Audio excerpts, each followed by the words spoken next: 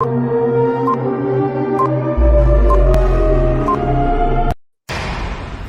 discretion is advised.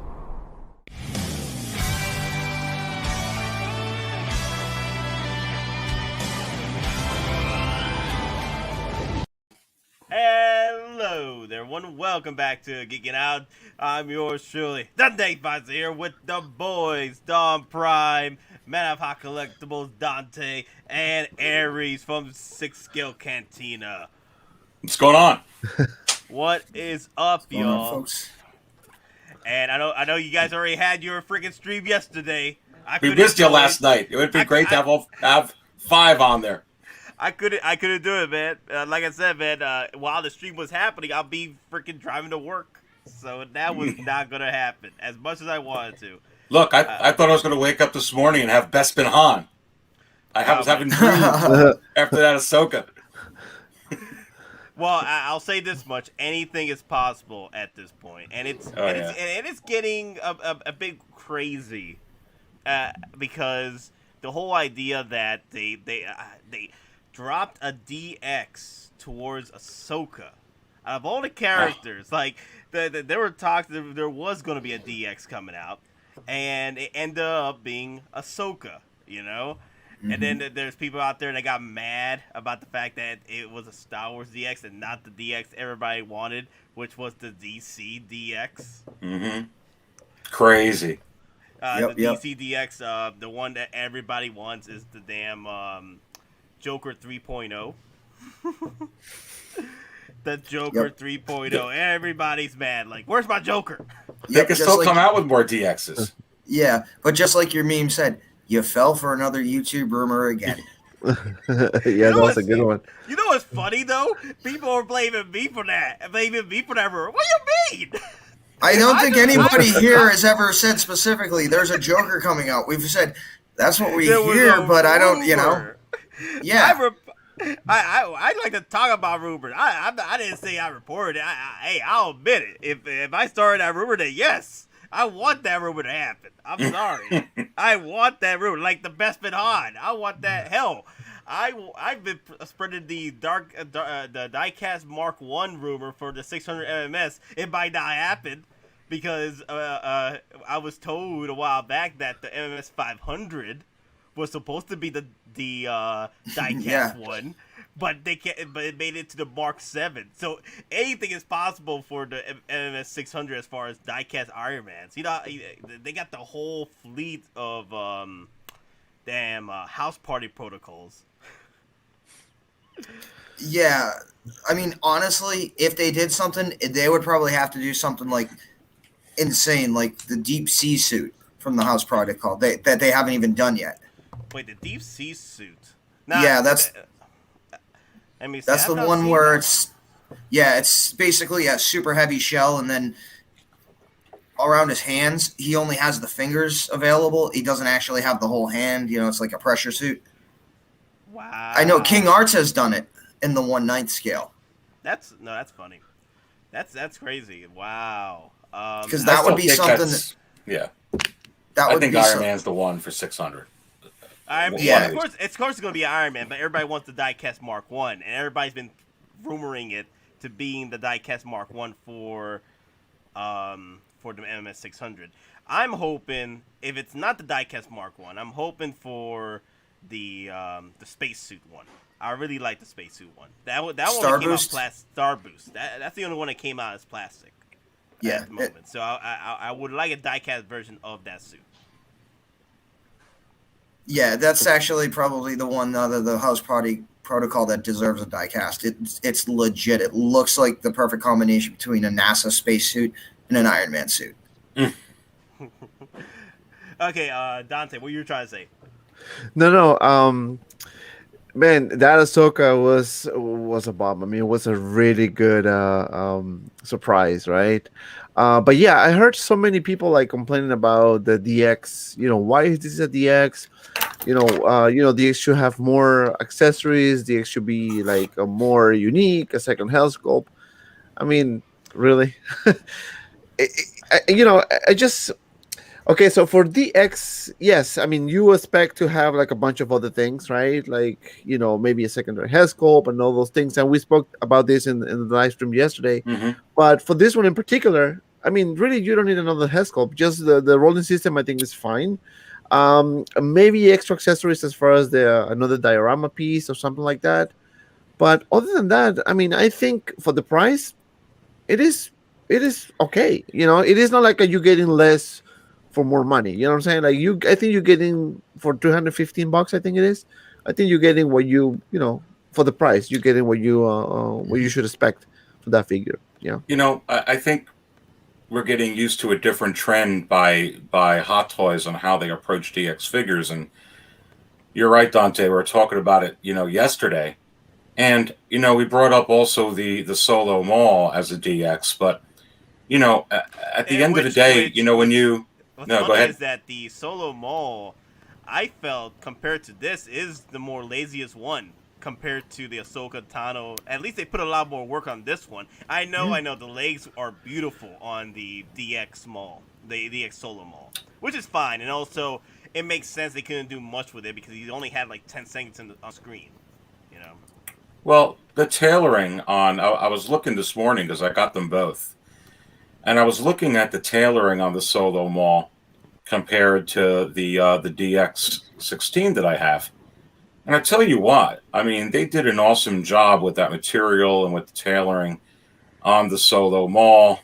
And then they also, gave you that super high detail with those robotic legs. So the more I kept thinking about it, I mean, I guess if Hot Toys is going to go the extra mile in giving me that type of tailoring and that type of materials with the, even looking at this Ahsoka here, it looks like it's very the clothing and the different clothing accessories are pretty good.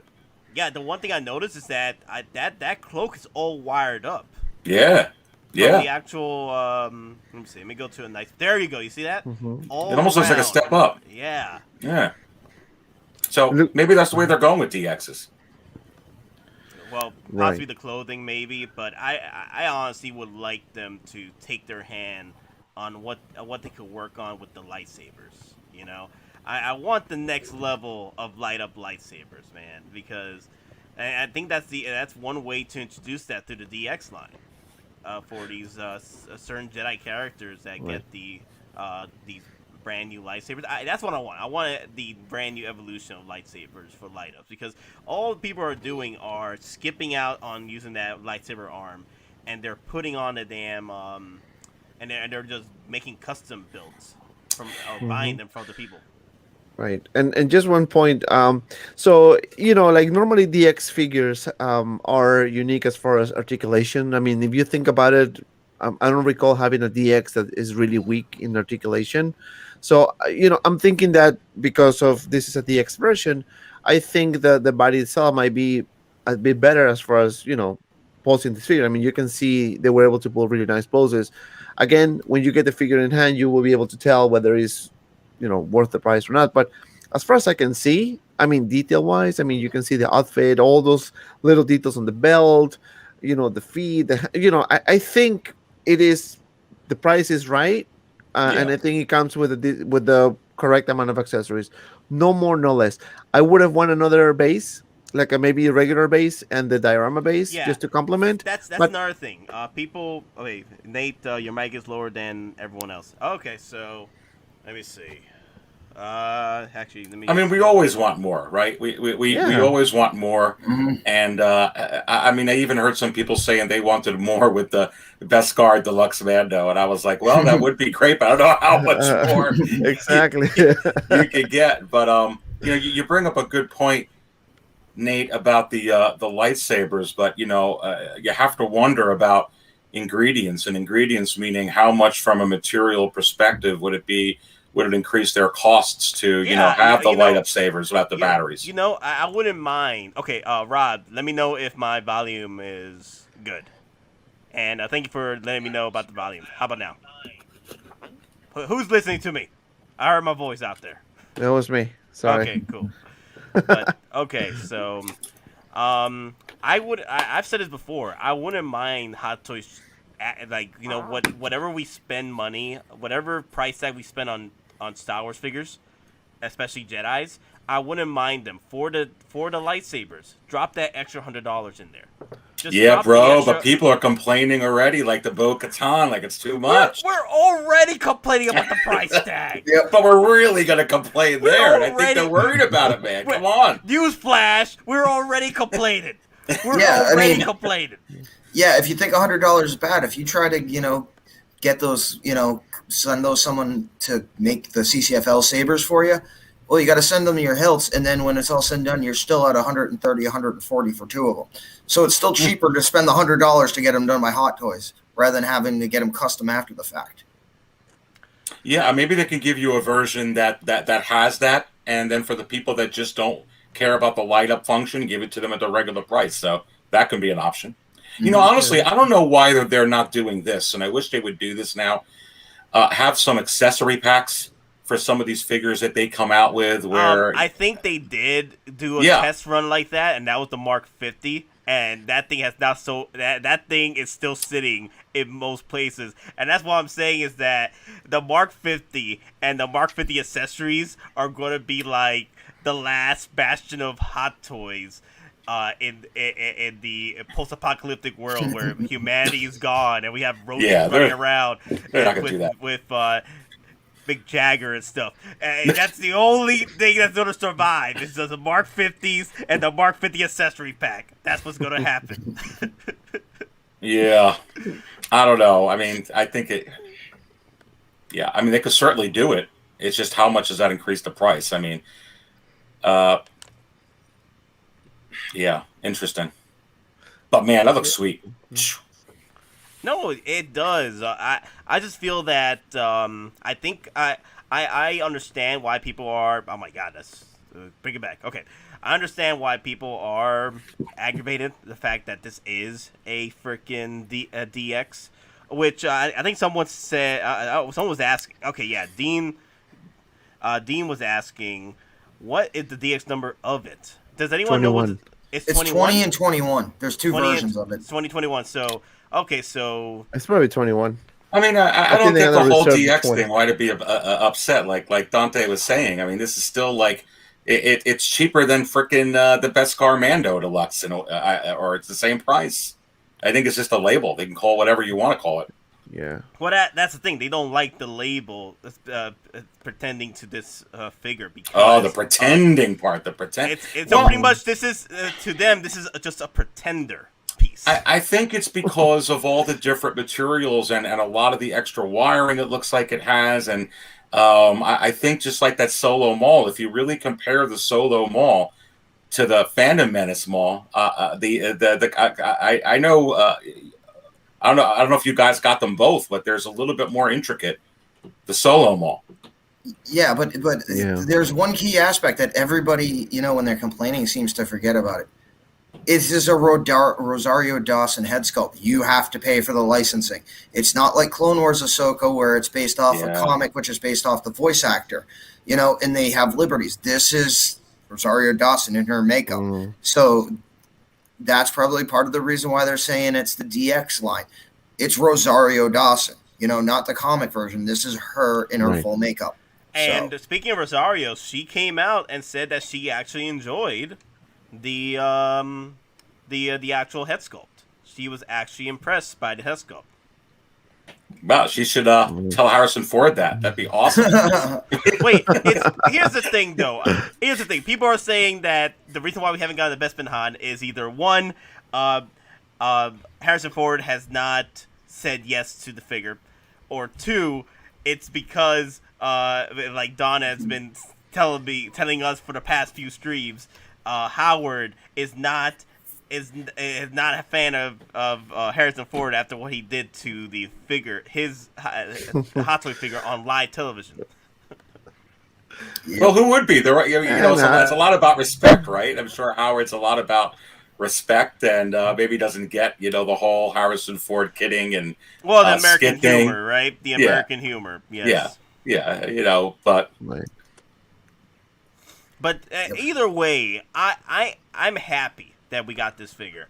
Would wanted a DX, another character, yes, because I wouldn't mind a DX version. Because the ultimate DX for me for the Mandalorian line would be Din Djarin with 2 head sculpts, battle damage pieces to his armor from season 1, and possibly the swoop bike would be nice for that DX figure. That'd be a cool. I think the other reason why is because people were hoping to get the damn DX Joker that everyone was talking about. But just because they came out with this DX and just because they may have leaked what they're going to do number-wise doesn't mean that these production companies and manufacturers don't change it. I've been in manufacturing and production for years, and they could absolutely have changed that, and we could still be getting a DX Joker. As a matter of fact, we brought up the point yesterday about a Luke DX because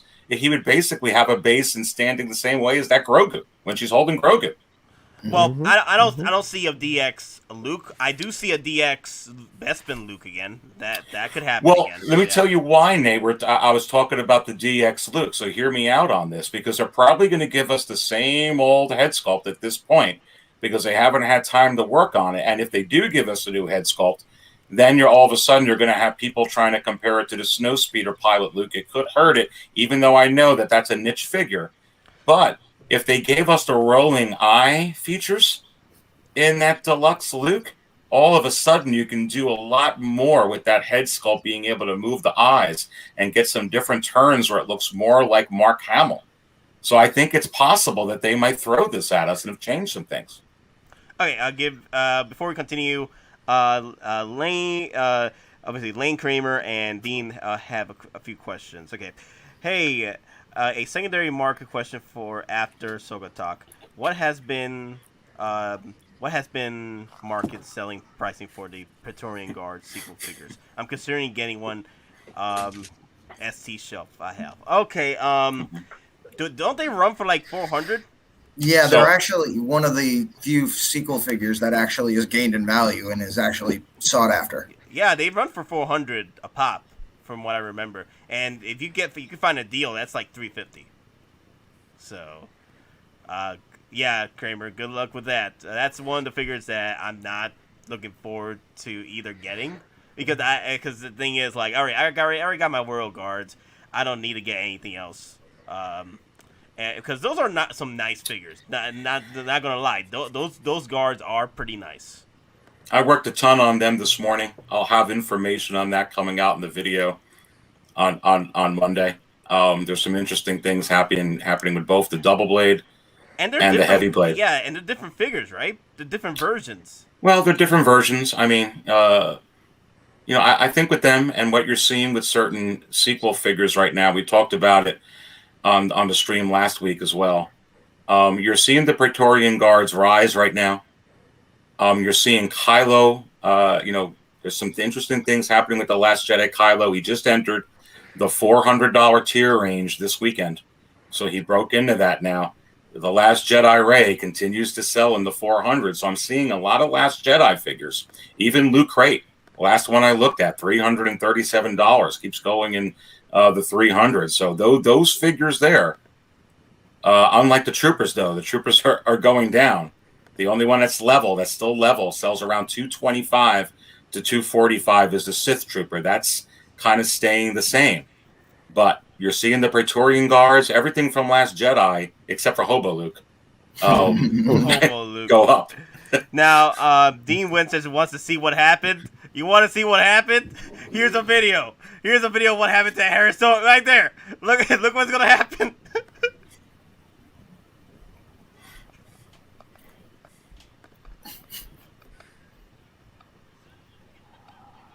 He's explaining when he got the accident. Yeah, That's what happened. Oh my God! He broke the leg. He just look. It's just. Well, just to let you know, if you are looking for a original Han Solo by Hottoys, Toy Insanity actually found one in their warehouse, and it's only $699.99. Oh, really? Yeah. That's another one, Don, that's going insane. Yep. This is American humor, though. That's what I mean. It's Yeah, I just mean, he's not. yeah, he's not. I mean, he gets paid for this. I mean, the royalties, a lot of Yeah. stuff associated with that. It's not like he But says, that's "Oh not no, I it. don't want But it." that was somebody's figure. That wasn't a skit. That wasn't planned. Somebody brought from the production team brought that in to eventually have Han Solo, sign the base or something. So this is not a skit. This is one of the employees bringing this in, and then Han Solo just went overboard. Nothing, He probably paid malfeasant him or for anything that. like. But this was somebody's personal figure. This Of wasn't a course, of skit. course. Don, No, he yeah, probably but- wrote the guy a check. Said, "Hey, okay, how much that cost you? Here's 3 times as much, and here I'll sign this for you." Yeah, probably. I mean- Maybe Jimmy Fallon. I mean, if he sign that base, he can just put it on eBay and make a lot of money out of it, and maybe sell this one. And then Maybe get sell this one. yeah, exactly. You know? Get another Han Solo. Because Han Solo, it's an authentic Han Solo damaged by Han Solo. Solo, yeah. Han Solo battle damage. Yeah, before this, the solos were still going decent price. So they Yeah. they They, weren't like I said, they weren't like right now where the solos are like oh yeah, there's no coming back with that to bring down the price for solos now. It's never going back down. Listen, I love that figure. Right. I was just thinking about this. When was this Han Solo figure released? Like how many years ago? The Are we talking original- about 5? or the This one. armor version. no, this one here, the one that he just destroyed 2015, 2016. Yeah, I think it was like 5 years ago. Yeah. 5 years ago. So if you think about it, there's so many figures that there's so many figures that were released years ago and hold up very nicely. I mean, you can still like see the head sculpt, but like amazing, really well done and all that. It's crazy. It's crazy. But I that don't Han Solo know. figure is very nice. I don't know what I would do because part of me would like laughing my ass off, and then the other part would be like, "There goes my figure." Yeah, you got to talk to your insurance company. Yeah, so what happened? Harrison Ford got a hand on it, and he was trying to explain how he got hurt in Star Wars, and he went overboard. Yeah, we don't buy you. I have video, Hey, Don, just like Lord Vader told Boba Fett, you'll be well compensated. So I'm sure. Exactly. Yeah, maybe that's what happened. Exactly.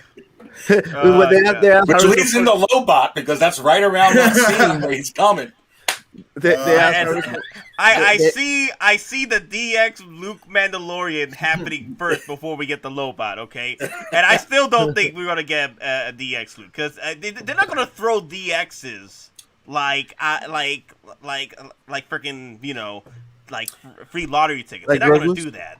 Well, Like Grogu's, there you go, like Grogu's. the Clone Wars, Well, Clone Wars Ahsoka does have rolling eyes and is Yes. not a DX, so maybe. Yeah, But- the Well, I Clone mean- Wars Ahsoka and the Clone Wars Darth Maul have rolling eyes. Well, the thing is, like as Aries has said so much too, with the current shift away from movies and more towards streaming and television, what if they're gonna start changing it to be like the DX is gonna basically be like their quota, like you were saying for the Asmus or whatever, their crown line.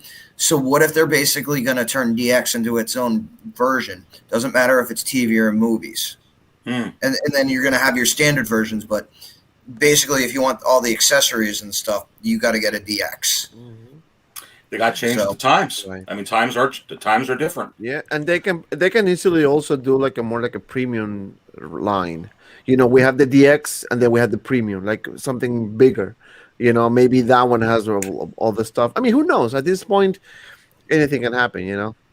Yeah, I mean, and here's the surprising thing, and it kind of is weird, but Disney actually just specifically signed a new contract with the NHL to not only show all the games and stuff through ESPN and all the subsidiary stuff, but for also like merchandising and branding. So they're going to open up like an NHL experience, just like they have the NHL experience, NBA one in Disney Springs. But a thing specifically was there's the ability to make figures. So in McFarlane in the years past, they made, hockey figures. So it's one of those things, especially with Hottoys doing the comic line now for Iron Man. I potentially could see them branching out and doing stuff like Enerbait, where they're actually also going into like sports figures. Quick question: what's the name of the WWE wrestler that is in Mandalorian? What's her name? Sasha Banks. Sasha Banks. She lost this week or last weekend or last week. She lost her belt. So what I'm trying to figure out is that a chance for Hottoys now to capitalize on getting her head sculpt done for her character in Mandalorian?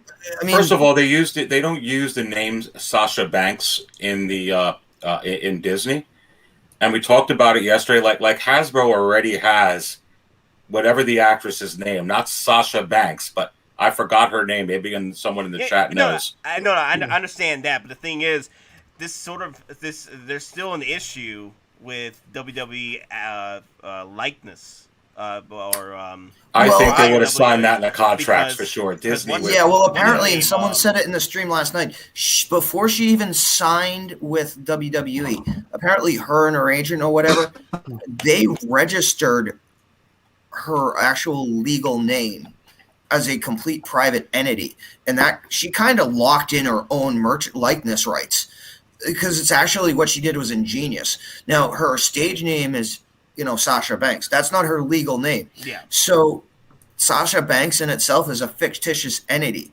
So any rights or likeness rights to Sasha Banks is therefore null and void because it's a fictitious entity. Yes. Yeah. And you know what? I'm sure that Disney advised her of that as well. Because no one knew what her regular name was. And so there was no rights to her and her regular name or what she uses in her state license or her social security number or that type of thing. Yeah. So that's usually how Disney works on those things. Yeah, she basically Disneyed the WWE and legal precedent. And, it's one of those things who, she's really smart and her legal team's really smart because it's one of those rare instances where she tells WWE to do, like The Rock or John Cena. As far as merchandising. Here's the thing, though. Like Bautista, we have not seen a damn Drax from him ever since the first one, for Guardians of the Galaxy. And there have been prototypes of his likeness, but they never produced the figure. And one of the rumors, and I think from what was told of some rumors was that WWE is not allowing that likeness to be used. See, and that's the thing with especially professional wrestling contracts, the big name ones. Every contract is different. Every contract is specifically tailored to the athlete that is signing it because everyone has skills and detractions. And, WWE, they're going to sign for the best way they can. Where at the time, or if, Batista, he re-signs a new contract, well, it's different now because he's now a star. And WWE can now dictate things. Whereas Mercedes, she's coming in off the street. She's not a big name in the general mainstream, but she might be known in the wrestling community. So you're saying that we might still get Mercedes pretty much head sculpt in. I mean, as far as a legal aspect, I don't think there's actually anything that would preclude it. Now, whether it's profitable, that's a different story. Because the thing is, I wouldn't mind her hot toy. I wouldn't mind it. Just that after what we've seen from prior WWE wrestlers, like Bautista, it takes a minute to get that figure out. No, go ahead. Sorry. But I'm going to say this is kind of like the outlier situation because of what she did. Again, Sasha Banks is a fictitious entity. It's almost like a ghost corporation. You see the movies and it's a shell company, ghost corporation. That is what Sasha Banks is. The actual actress, the real person, she has registered herself as the real person, meaning unless there was a specific clause in her WWE contract, it's one of those things like her actions would supersede the contract under legal precedent. Yeah. I think one of the good points yesterday that a lot of people brought up is, outside of that, is she worthy of a figure? And I think that I'm 50-50 on as far as she's worthy. I think that there's other characters that have more screen time, that have earned more stripes, for lack of a better phrase, and that type of thing. But at the end of the day, from a business perspective, if you look at putting out a Tusken Raider. You look at putting out a Jawa and a Gonk droid. You look at putting out a Death Watch Mandalorian, and then you also calculate what's selling for Hot Toys right now. Is our Snowspeeder pilot Luke's selling better for them, or our Death Watch Mandalorian selling better for them? And what would another Mandalorian with a head sculpt do for sales? So I think from the thing is, at business the end of the day, perspective, at the end of the day, Mandalorians do well. That's the yes, thing. that's what I mean. That's why I think they'll do it. Fett's, and that's why I don't see no doubts. Yeah. That figure coming out, because Mandalorians, no matter who it is, will do well. Hell, before the Mandalorians, we had like Boba Fett's. I got like 3 of them. Look, if Pizza the Hut had a Mandalorian helmet, they'd come out with it. Hey, guys, quick question. Oh, sorry. Yeah, go ahead. I just want to say something. So, like, you have people in here commenting specifically about wrestlers, talking about, like, The Rock, he has to use, Dwayne Johnson. Now, the thing with wrestling is not every single character is created by the actual wrestler. There are situations where a wrestler is brought in and they are given their identity. The Undertaker was given that identity specifically by Vince McMahon to him. So he legally does not own the entity of Undertaker. Dwayne The Rock Johnson does not legally own the name Rock. Those are all WWE.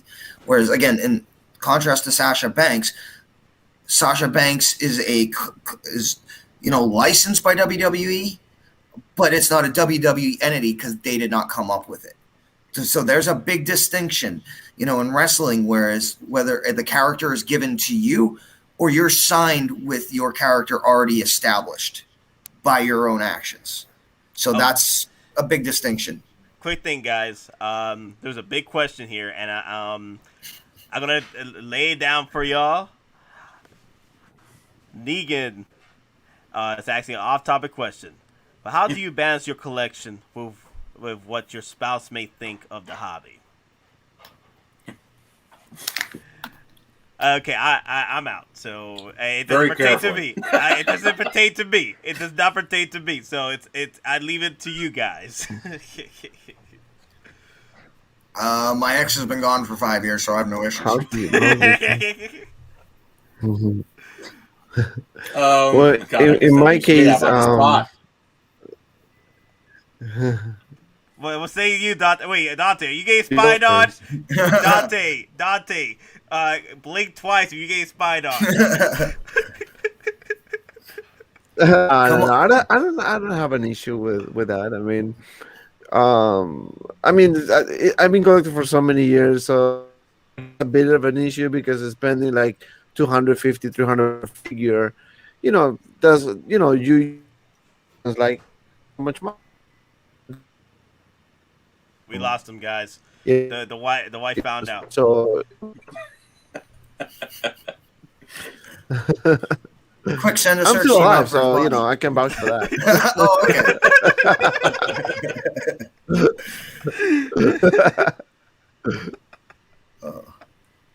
okay. Yeah, I got no issues either. I budget a lot of my stuff, and again, I'm very streamlined in my collection, not because I don't want a lot of other Star Wars figures, or Marvel, or a lot of other figures, quite frankly. Mm-hmm. But I'm very diligent in how I want to go approach collecting, because I've been doing it for so many years and have been in so many high-end collectibles, including vintage mock figures, which have some astronomical prices on them. So Right. you have to kind of have certain parameters that that and I'm used to it. So I get no problems because I kind of keep it real. So, Bruh, Right. everybody's And saying it. Everybody's saying this. Yep. What can I do, man? It's always perfect timing with me, Always perfect timing with me. No, but Aries brought a good point. Like if you're gonna start collecting in general, you need to have a budget for this. Absolutely, and it's kind of easy to say than done. When I start collecting, I was just kind of like buying stuff. I'm like, oh shoot. Like where my money is? I have no more money because I was spending so much in figures because What I you didn't have a mean? budget. But It's here. It's here. no. The money. Hey, at No, least it's but I not mean, drugs. You have something for your money. exactly. No, but no, I understand. But my point was like I mean, I didn't have my channel back then. I just had my Instagram. I Yeah. didn't have a lot of things. So, Yeah. and plus I have 3 kids. I have a house. I have so many other responsibilities, like you guys. So you need to be very wise how you spend your money. So now that since I opened my channel, I'm doing day one reviews and all that. So things gotta have a person in Hong Kong who gives me the figures as soon as it come out. But still, I have to get all of them. I don't get it for free. Like it's my money, all of them. Yeah. So, but No, that's the route I completely. want to take because I budgeted for it. So this is how much I can afford. This is how much I can spend, and that's it. I keep it to that extent. But yeah, if you're gonna start this hobby, I mean, Aris he does Star Wars mainly. I can see on your Star Wars stuff. I love Star Wars, and that's how I started as well. But then see, but fan or hardcore Marvel fan, I'm more like a Star Wars. So I was just getting the figures that I like the most. So I don't have all the Iron Mans. I just have the ones that I like the most. If I do a review, then I just sell it because I'm not gonna keep it. I'm being honest. I'm not gonna keep it. I'll give you my opinion whether it's worth to buy or not. And then if you are a Marvel fan, by all means you can get it. That's it. Yeah, you simple as that. you just need that little stopgap. Whether it's you're just going to collect. For me, it's just collecting Star Wars because that's my first love, so that's why I chose that. But for a lot of people, like you said, you just collect the figures you really want. And can you do this collecting every line? Absolutely. There's not one correct way to budget. The only correct way that there is to budget. And whether that's you're going to have certain figures in Marvel, certain figures in DC, certain figures in Star Wars, or just Marvel, or just DC, or you're going to go ahead and get, hey, I really like the Jack Sparrow. I really like, the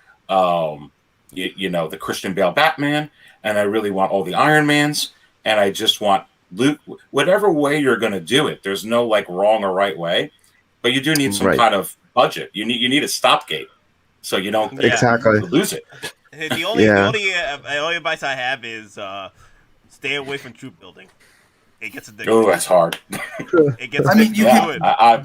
Do There it. is a back way. There is a backdoor way to troop build.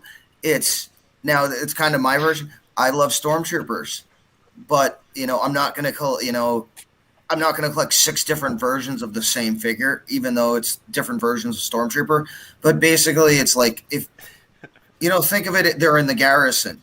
They're all stormtroopers. Something goes down, they're all gonna fight together. So your death troopers are your leaders. Then you got your scout troopers, and then you just all line them all up together. There's your army, without having to get 6 of the same figure. And Hey, it still listen, looks Don, good. I'm going to get 6 versions of Ahsoka. Right. They've got to give me 6 versions of that. I'm going to get every single one. I'm going to line them up next to the 6 versions of Boba. Daddy, chill.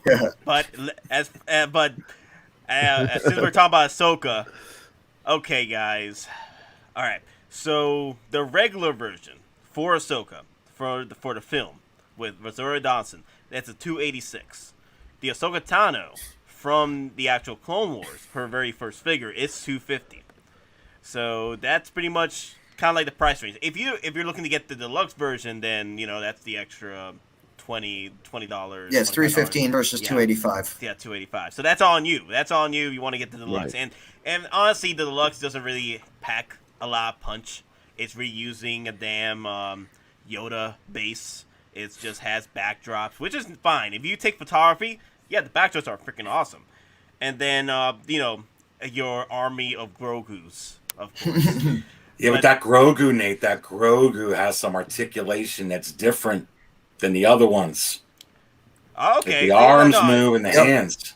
Is that true? The thing is, I don't have a Grogu yet. So the Grogus so far, like the one from the deluxe Mando, like Just the head. Yeah, really, the head pops up so you can throw the necklace on. really. So Yeah, so- there is okay. So that just amps up the quality of that the DX line Mm-hmm. because the Grogu is articulated.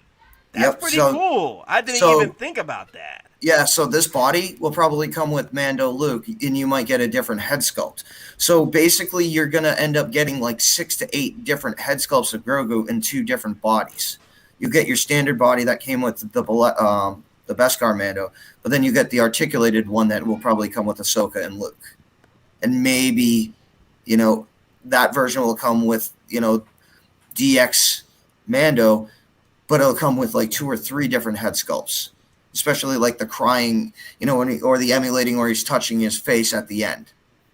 Too bad Ahsoka doesn't come with the deluxe arms. Unfortunately, they went with the seamless. Look for Ahsoka, which it's okay because it looks better. The figure does look better, with the seamless look. But the problem is, that's why I decided that I'm only gonna get one Ahsoka from the Clone Wars, and that I ain't gonna do no poses with her. That's gonna be fine with me. I'm gonna keep it simple, but I am gonna get 2 of the DX Ahsokas, the regular version, and that's the one I'm gonna use for the posing and do all my tricks and all that jazz. And we lost our boy.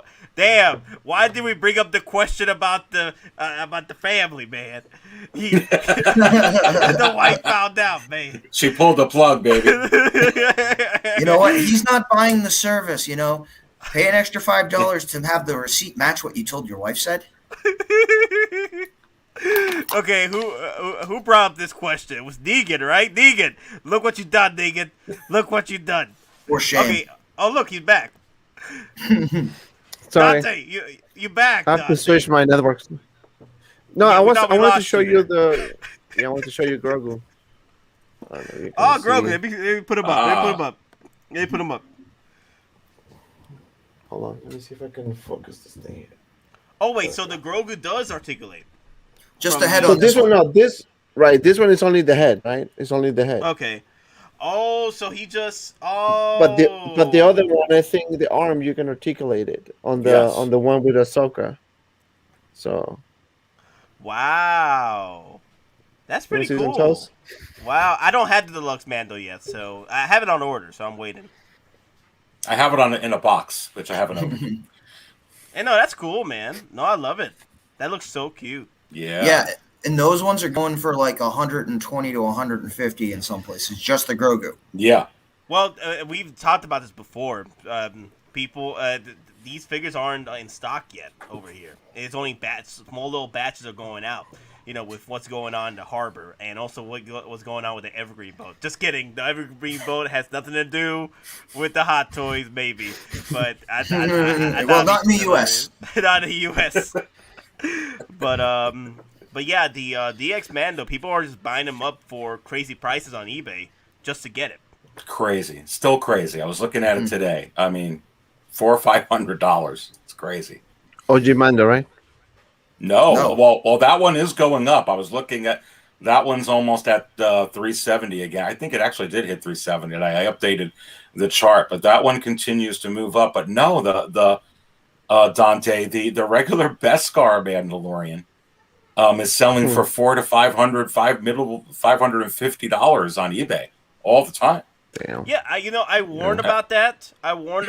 because literally that was the pretty much the animated Boba Fett, the first live action animated Boba Fett right there. I'm not talking about the animated Boba Fett. No, I'm talking about taking the animated Boba Fett look and bringing it over to because the animated Boba Fett had the damn the mix and match colors and the damn Pulse rifle. The pulse rifle. So that's pretty much the live action version of that character in a way.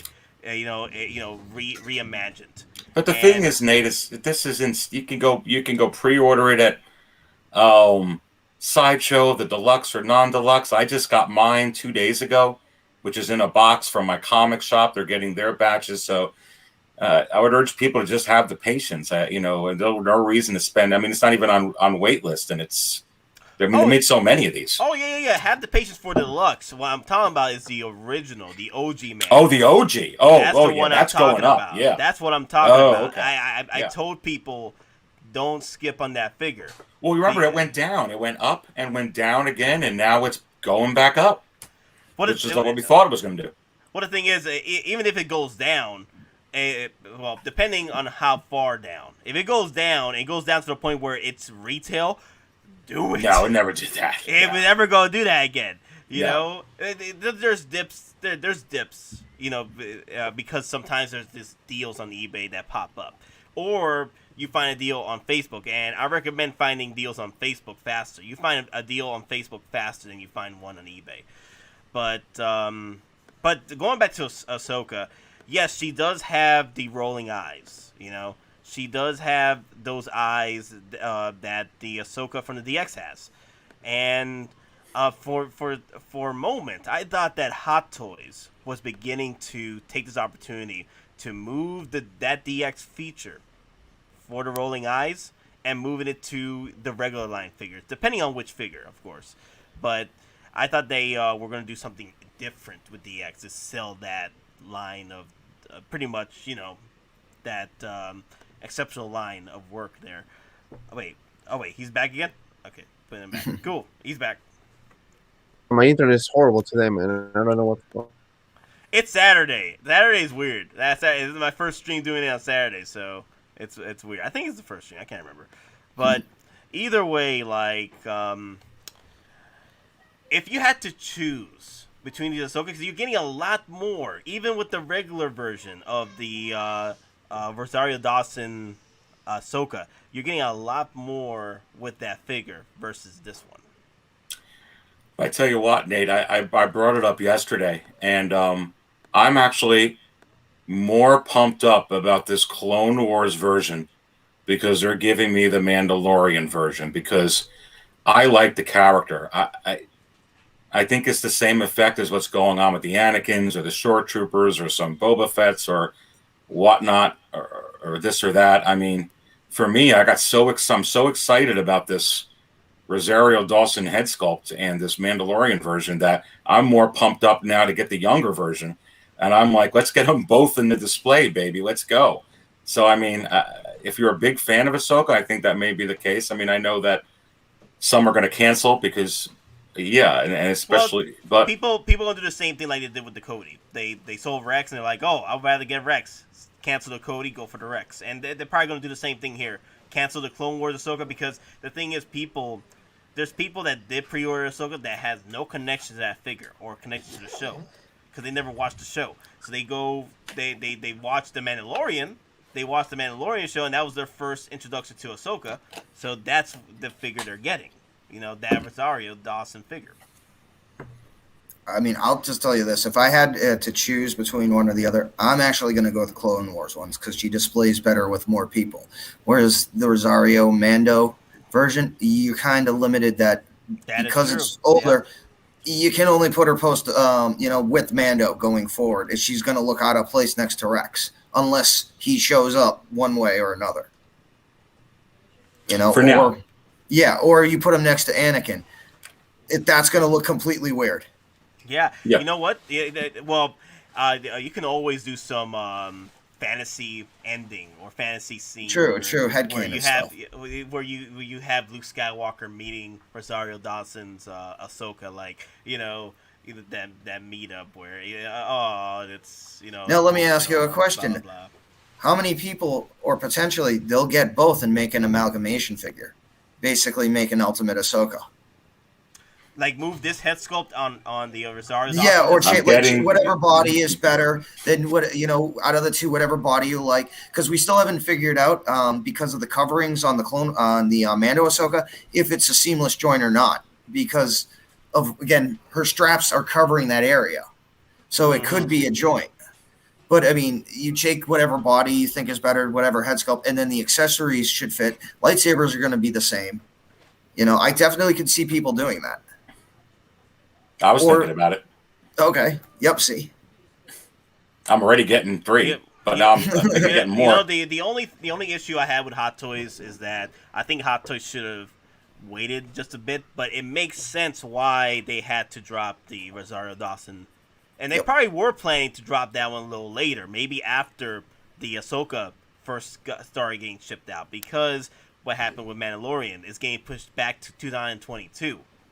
You know, and it sucks that that's happening that way. So I think towards the end of 2022, because the thing is, originally Mandalorian was season 3 was supposed to happen right in conjunction with the Book of Boba Fett, but with what's going on with Lucasfilm, and the Civil War that people be talking about, and then this and that, and then Gina Carano getting fired. A lot of things are happening all at once, and I think Hottoys was like, you know what? Before the Titanic hits the iceberg, let's drop the Mandalorian Ahsoka now and enjoy the hype money, because that's what people are doing. They're just dropping hype money on the Ahsoka Rosario Dawson. Even though there's people out there that's comparing the freaking head sculpt to the damn Bo-Katan head sculpt, which I'm like, how are you doing that? How are you seeing Bo-Katan's head sculpt in Rosario? I don't see that. I really don't see that. That's not even the worst one we talked about last night. People are saying it looks like John Cena. John Cena! Yep. Can't see me. Yep. And that was just like one of the funniest things I saw in a long time. It's like, they put and they're like, why is John Cena both Bo-Katan and Ahsoka? And I'm like, okay, it's just how ridiculous can you be? Yeah, you can kind of see anything in the shadows, right, and lighting, but as far as the Warp Swallow, he just swallow. I keep swallow. My bad. It's swallow. It's swallow. My bad. I keep saying swallow. I don't know. Okay, I canceled my clean Iron Man. Though the battle damage. I've seen people. What the hell happened? Okay, I've seen people just go for the battle damage Iron Man after it got released, for pre-order, and they just cancel their clean because they want that snap moment for the Iron Man Mark 85. But that's another discussion altogether. But Aries, what were you saying?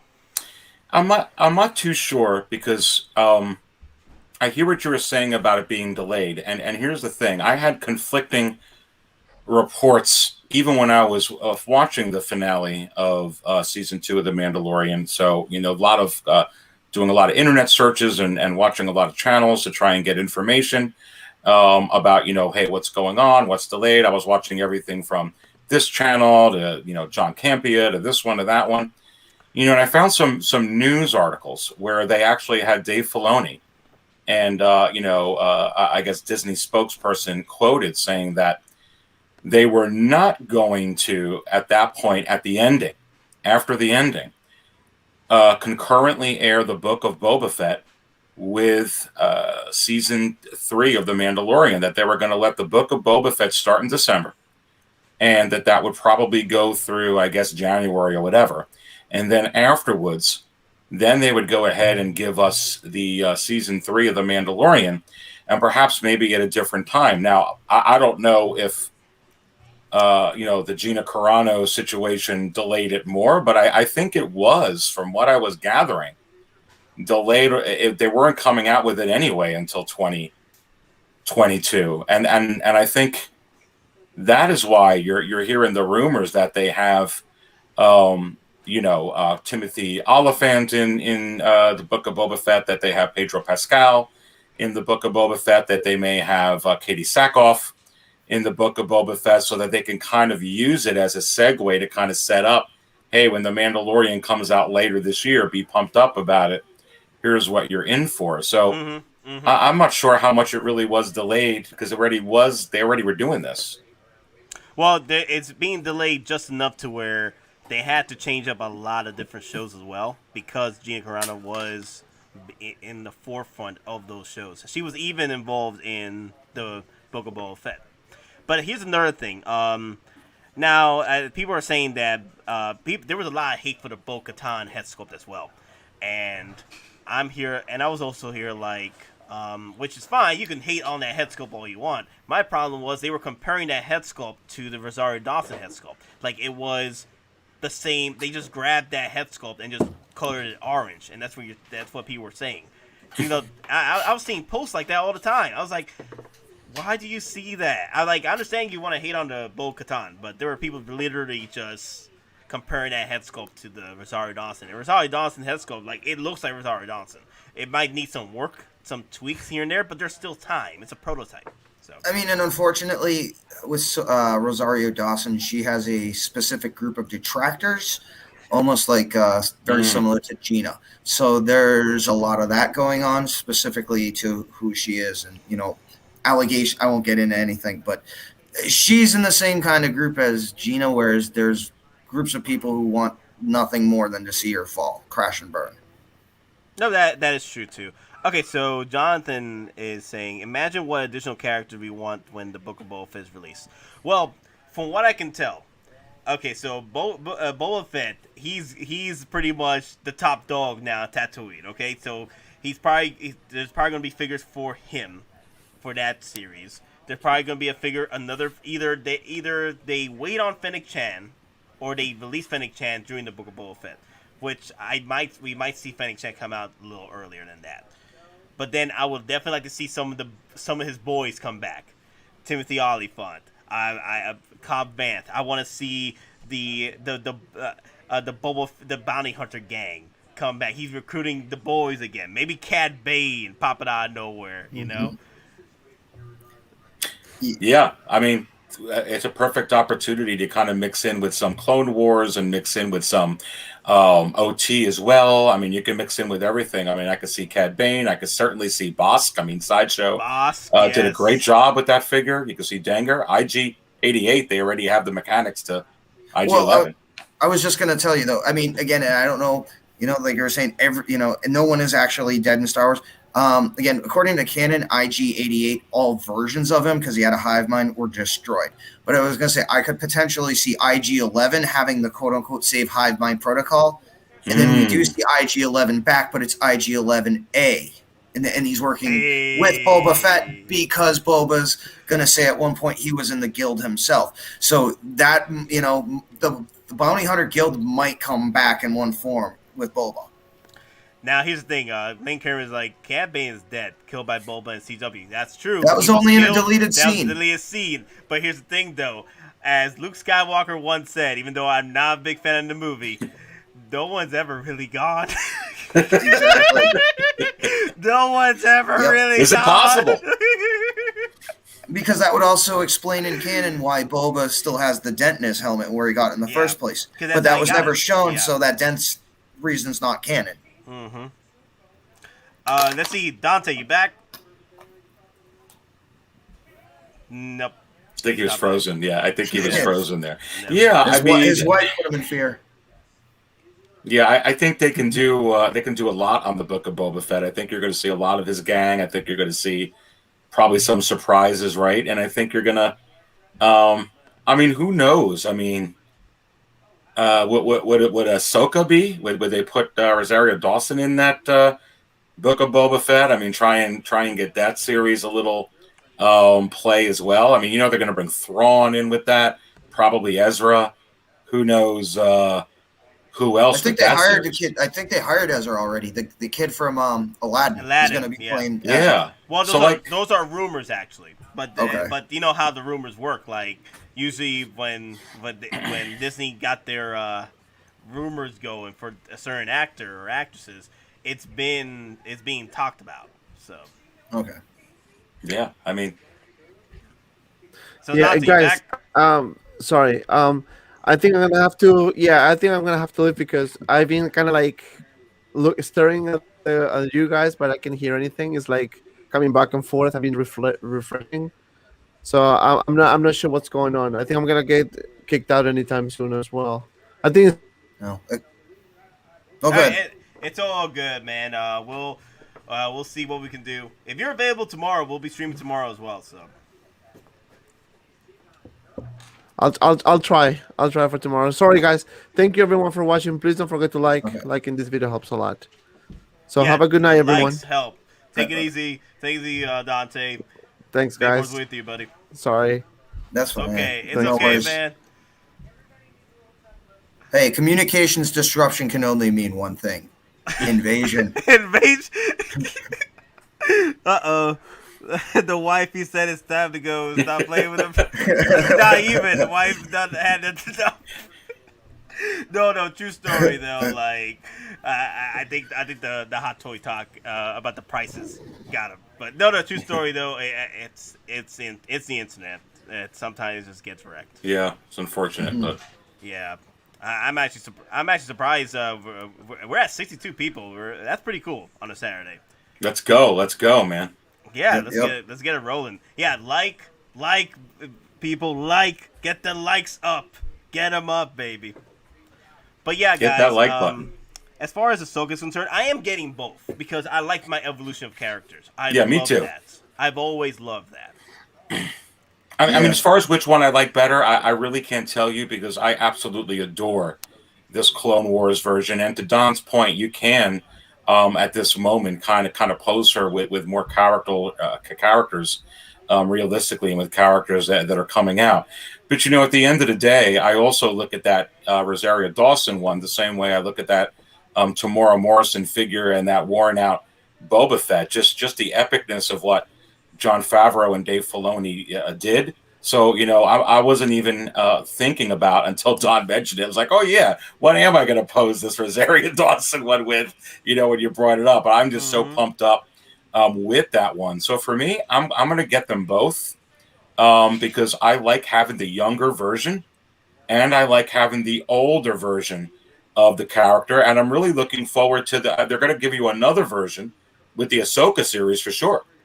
Yeah, and another thing is that people that are buying Ahsoka are already invested with the character since the very first episodes of Clone Wars. So, and then another thing is, always, this is my go-to on things. If it's the first release or the first reveal or whatever for a character, and if it's and the pre-orders are available, get that figure. That is the very first figure of that certain character.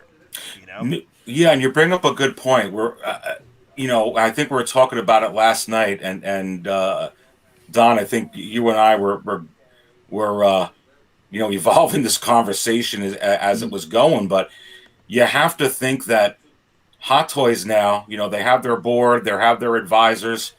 They had to know that there was going to be a certain percentage of collectors that were going to cancel the Clone Wars version just because of being too many and too many dollars.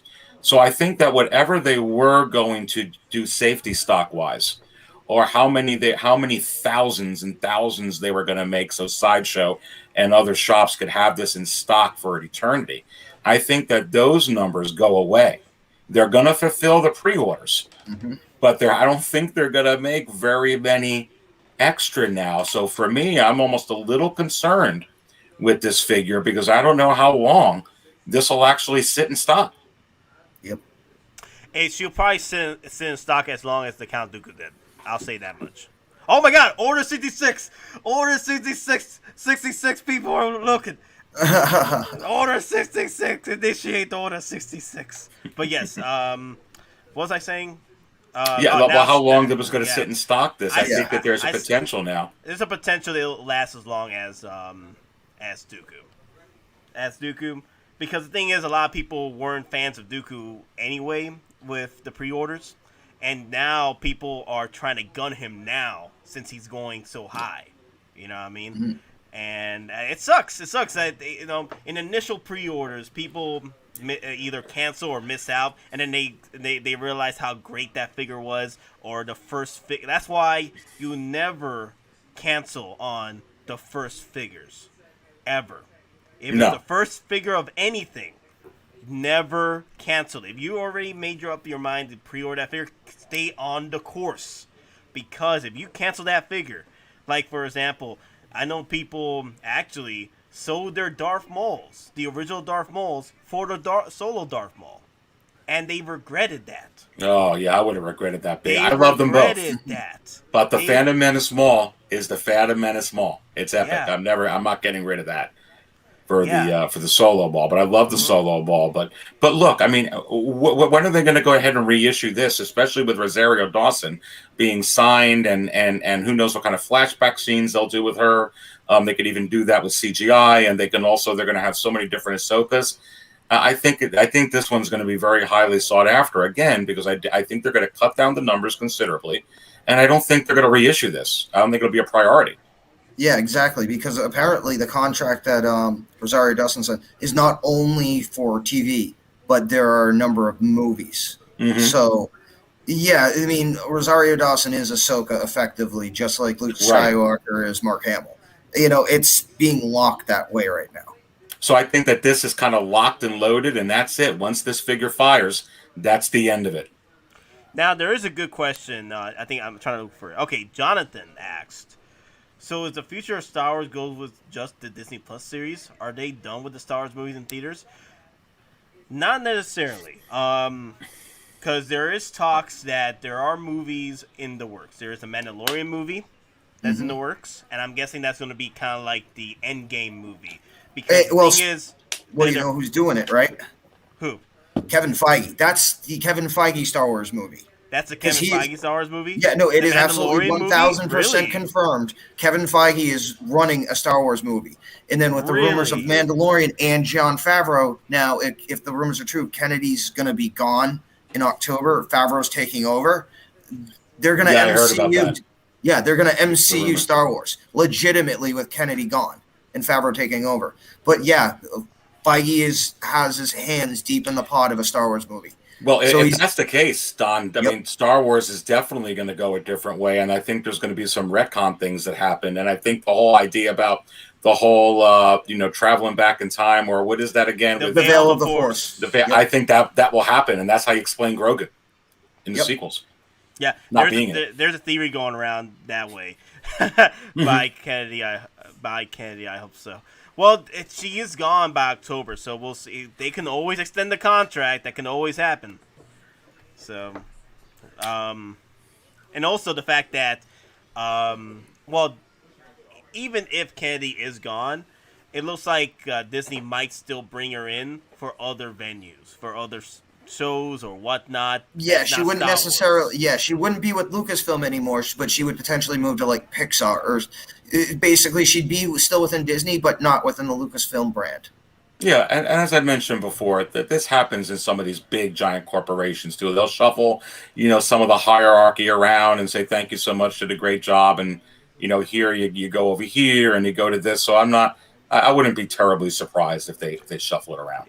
Yeah, I wouldn't mind if Kevin Feige and Dave Filoni and Jon Favreau come in to do the pretty much the end game, because the Thanos of this universe at the moment is Thrawn, and people do not know.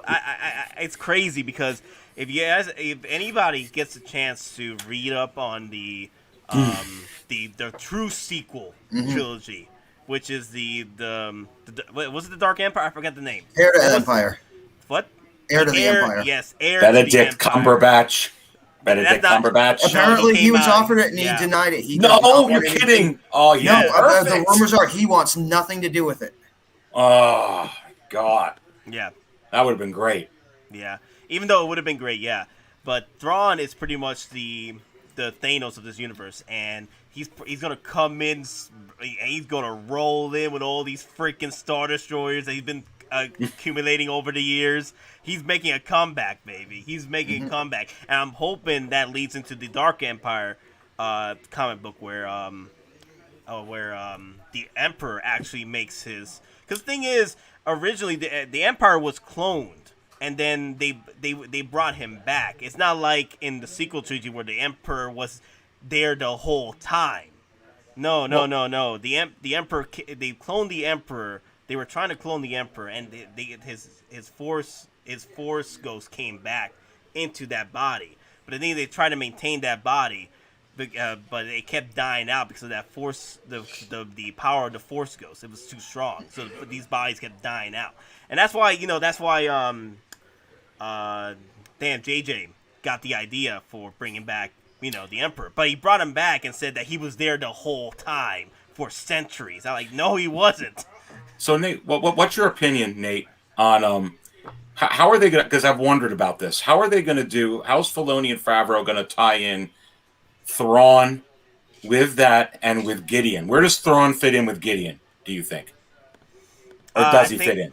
Either Gideon is preparing, pretty much Gideon is the Saruman of F2 to Thrawn. Saruman to Sauron. Gotcha. Saruman was preparing his armies, because remember in Lord of the Rings. This is my take on it. But remember in Lord. Okay, yeah, that's right. Yeah. Dark Empire, his spirit still survived as he was exposed in the second Death Star to bypass. He was still alive. No, I said the Force Ghost was still out there. Yeah, that's what I said. That's the Force Ghost, it's Force Spirit. Yeah. That's what I said. I know it's Force Spirit, but it's also a Force Ghost. But it's not as powerful as a regular Force Ghost. But either way, my take on it is kind of like what Sauron was speaking to Saruman to. Build me an army worthy of Mordor, right? Right. So pretty much that's who Gideon is the Saruman to Thrawn, and building up this army, and then he's moving pretty much, and they also remember Gideon did say that he already took all the blood he needed, and he probably already sent that blood out to Thrawn, and Thrawn is already preparing for another Dark Troopers. So you have to wonder where Thrawn was, obviously, in the sequels, or probably he died, or if they're gonna, like I said, this different timeline. I could see it. Yeah. Well, I mean, it depends. Are they gonna go like hard into EU? And now, because of how long he and Ezra were, lost in the outer regions, does Thrawn use his resources? Now, does he create his own version of the Empire of the Hand? Because, again, he was specific in the EU spent out by Palpatine to create a secondary empire within the Chiss ascendancy. So, I mean, he's had enough time to do that. So it's one of those things, you see a Star Destroyer, but it's modified between Imperial and Chiss technology. So, I mean, I definitely, instead of it just being like a normal ISD, it could look like an ISD, but it's also got, all sorts of Chiss weaponry on it. I can't wait for that Hot Toy Thrawn. I know we had a Sideshow Thrawn at one point, but I want a Hot Toy Thrawn, baby. Bring that on. Who's going to be the actor? I think it's the original voice actor. I forgot his name, but he would. No, I mean for the live action series. Yeah, the voice actor. Oh, really? Yeah, he in the Ahsoka show, he is casted in the Ahsoka show. The same voice actor. Oh. It's casted. So I'm wondering if they're gonna pull a Jarvis. They're gonna pull a Jarvis. Put a Jarvis slash Vision, because they grabbed the voice actor and turned him into Vision. Lars Michelson, I think someone's saying, or yeah, something like that. Because remember, there were rumors, and I don't know if they were true or not, but Lucasfilm was going to see if Robert Downey Jr. would be interested in playing Thrawn. There is rumors. Really? Yeah. There was rumors about that, and it had a little bit of credibility because of Favreau and his association with Downey. So, I mean, it's one way to bring even when they do stuff like that. I mean, you bring in some of the Marvel fans into Star Wars, right? Yeah, I mean, in some regards, it's brilliant. Casted. Yeah, if you guys want to see pretty much a good live action rendition of Lars Mickelson's sort of Thrawn audition, check out the season with Sherlock Holmes with Benedict Cumberbatch. Lars Mikkelsen plays a villain there, and he has that sort of persona of Thrawn. So watch that. I think I know the one because I watched the whole series. I love it. With the Hobbit guy, the guy who played the Hobbit was in there with him, right? Yeah. It was really good. I think I know the villain you're talking about. Yeah. It was the cerebral one. Yeah, the mind library or the brain library. Yeah. That villain was pretty cool. What's crazy about that villain? Oh wait, I can't say it. My bad. I don't want to spoil it. My bad. So just watch it. Just watch. I don't want to. It'd be a good Thrawn, though. I see that. Yeah, it would be a good Thrawn with how the high intelligence and all that. So yeah, absolutely. No, that's what I'm saying. That's what I'm saying. Hold on 1 second. I gotta go. Go ahead, man. So yeah, man. Ares. All I'm gonna say is, this is the first figure, right? This is the first Ahsoka Tano that we're getting, and all I'm saying is, if you're okay from skipping this out because you want the first live action version of Ahsoka, which is the Rosario Dawson, go for it. But remember, this was the first Ahsoka Tano that we got from Hot Toys. This is the very first one, and look at what happened with Look at what happened with the animated Boba Fett, which was considered the very first. Yeah. Usually first. Anything first will go high in money in the long run. It's a great point. That's the first. That's the OG. That's the original. Right. Well, and this is the Clone Wars version of Ahsoka, quite frankly, which they did a great job, and it's a good point that it's the first, and plus it's the Clone Wars version, and man, like I said when I woke up yesterday, I got more pumped up about this Clone Wars version just because they're giving me, the older version as well, and I'm looking forward to subsequent versions as well. Like I said, I love this character, so for me, loving this character, like I love other characters, I get really excited.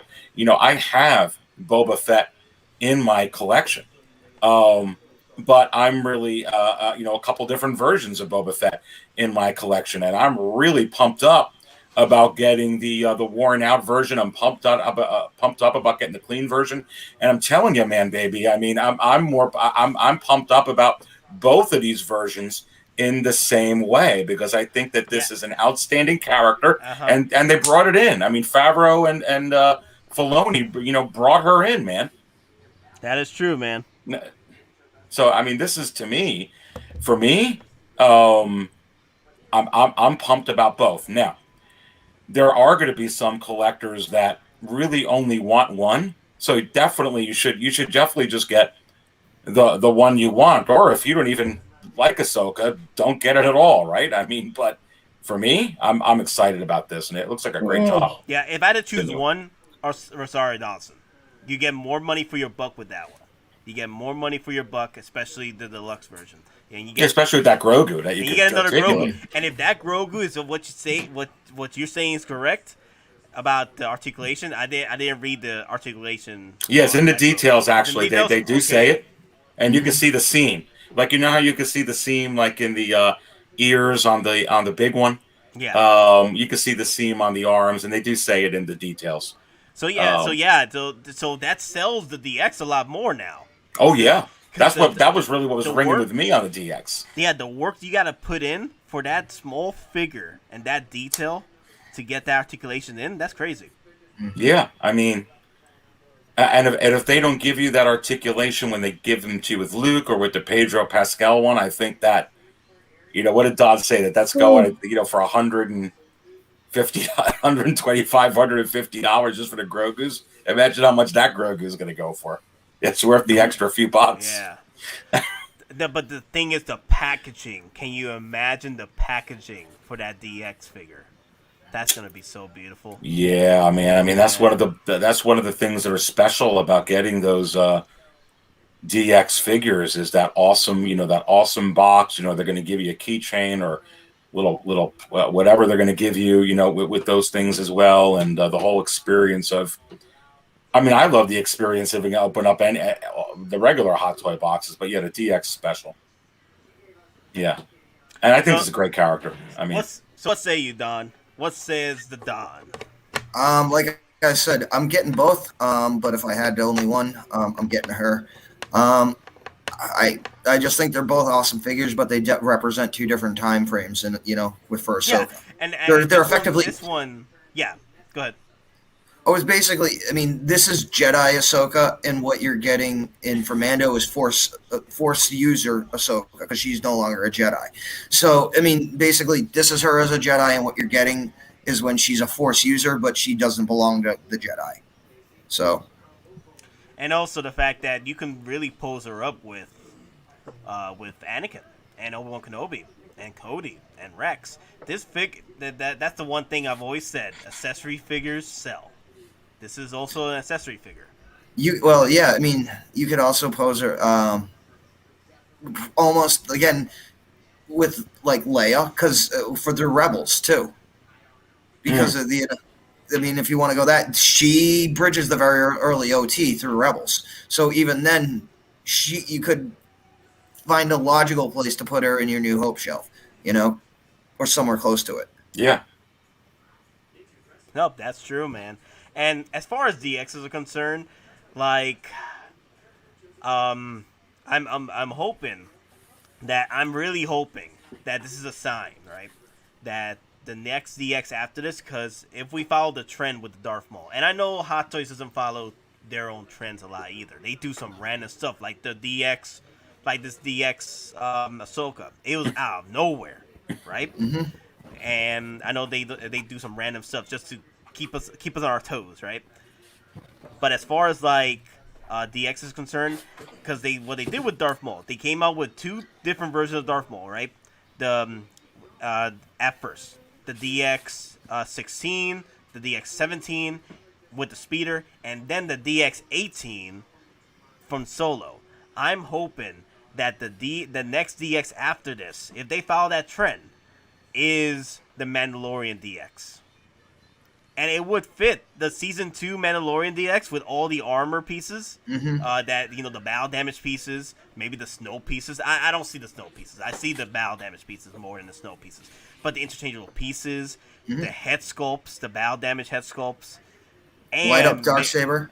Light up Darksaber. Hell, you could throw away the swoop bike, okay? I'm okay. I can live without the swoop bike.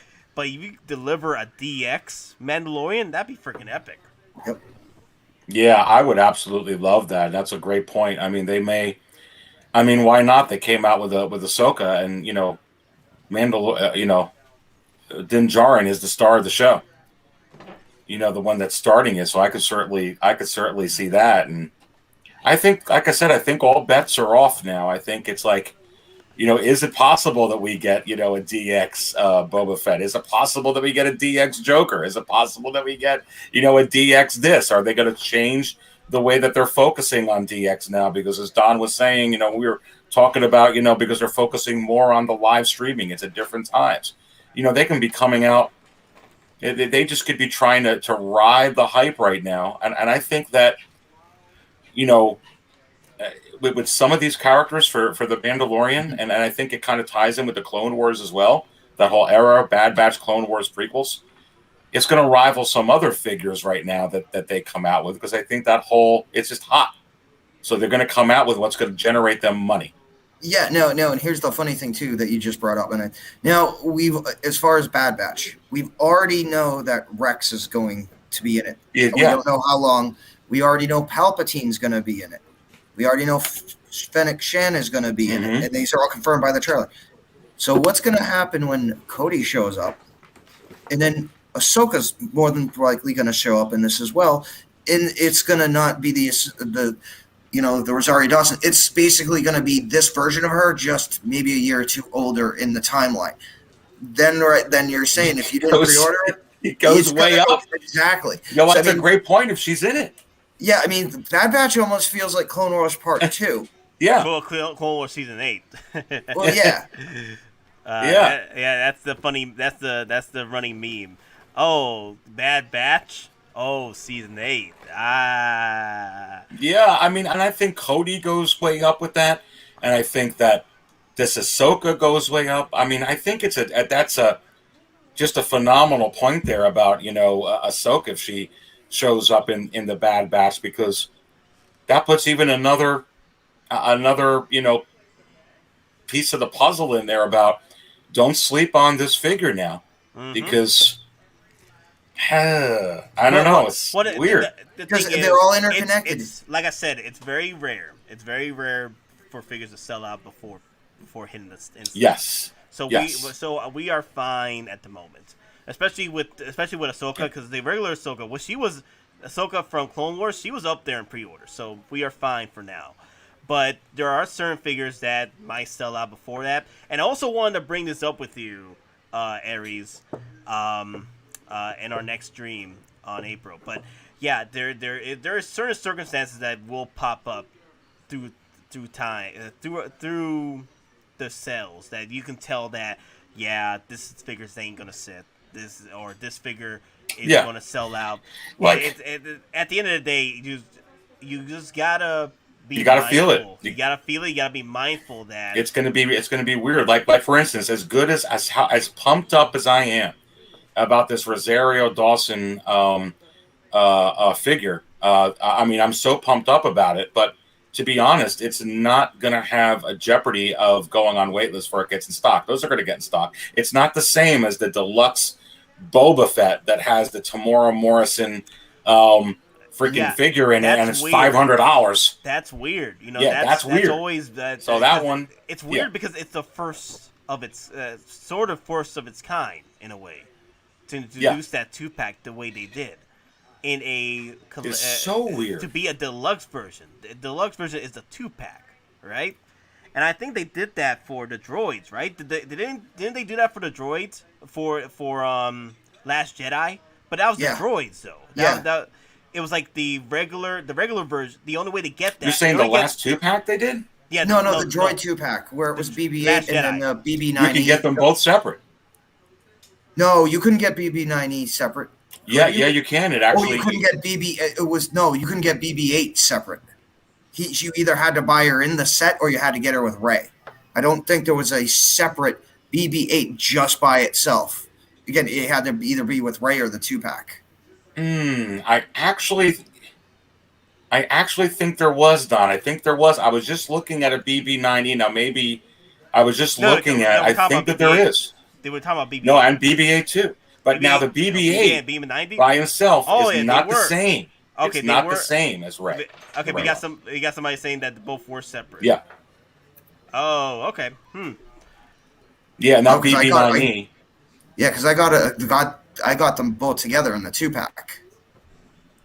Yeah, well, that was a really good deal to get them in the 2-pack. And then you had the Leia and Wicket in the 2-pack, guys, and they were both available separately as well. I mean, so this Boba Fett is pretty much the first of its kind. The way they did this, the way they did the 2-pack. Yeah, I mean, because even the Nightmare Batman and Dark Suit Superman one, that is a reissue. Even though so I don't know how you would look at that. I mean, because you can't get the Dark Suit Superman by itself, though. So in a way, it's similar that way, right? Yeah, you can't get the Dark Suit Superman. You can't get those figures either way separately. It's almost like they're on a trend trying to make you like, if you want this is the only way you get it, and you got to spend this money.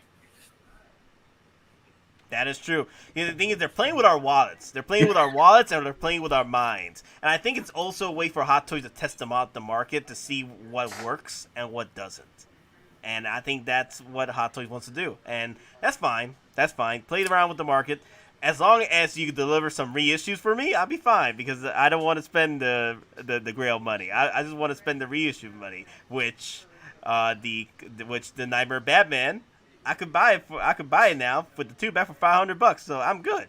Yeah, that is good. Well, do you guys think, both of you, that I think this is going to be a time, like you said, that you look at each figure differently, feel it out. They're going to make way more of the non-deluxe Boba Fett for Mandalorian than they are that deluxe set of Boba Fett at that $495. And so that's going to be one of those instances, like with the Beskar Mando. They're making more of the deluxe for sure than the non-deluxe of the Beskar Mando. But I think that's part of the whole peculiarness of this whole Boba Fett thing. Is I think it's going to be the opposite with that one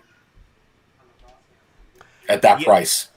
It's going to be, like I said, it's going to be interesting.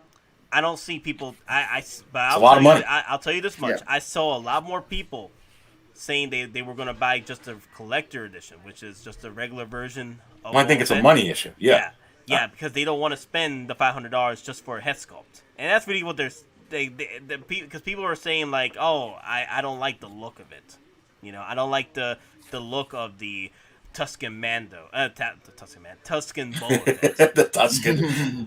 Well, I mean, and when you look at the Beskar Mandos, right? I mean, what is it, like $265 for the non-deluxe, and it's $315 for the deluxe. So it is a pretty hefty difference, but nowhere near the difference. I mean, it's $200 something for that Boba Fett, and then you got to get $500 for that deluxe set. That's. And I just don't think it's going to make it in stock, man. The thing is, I can't say no to it because it's the Pheonix, and that's the other Pheonix formula set. to it.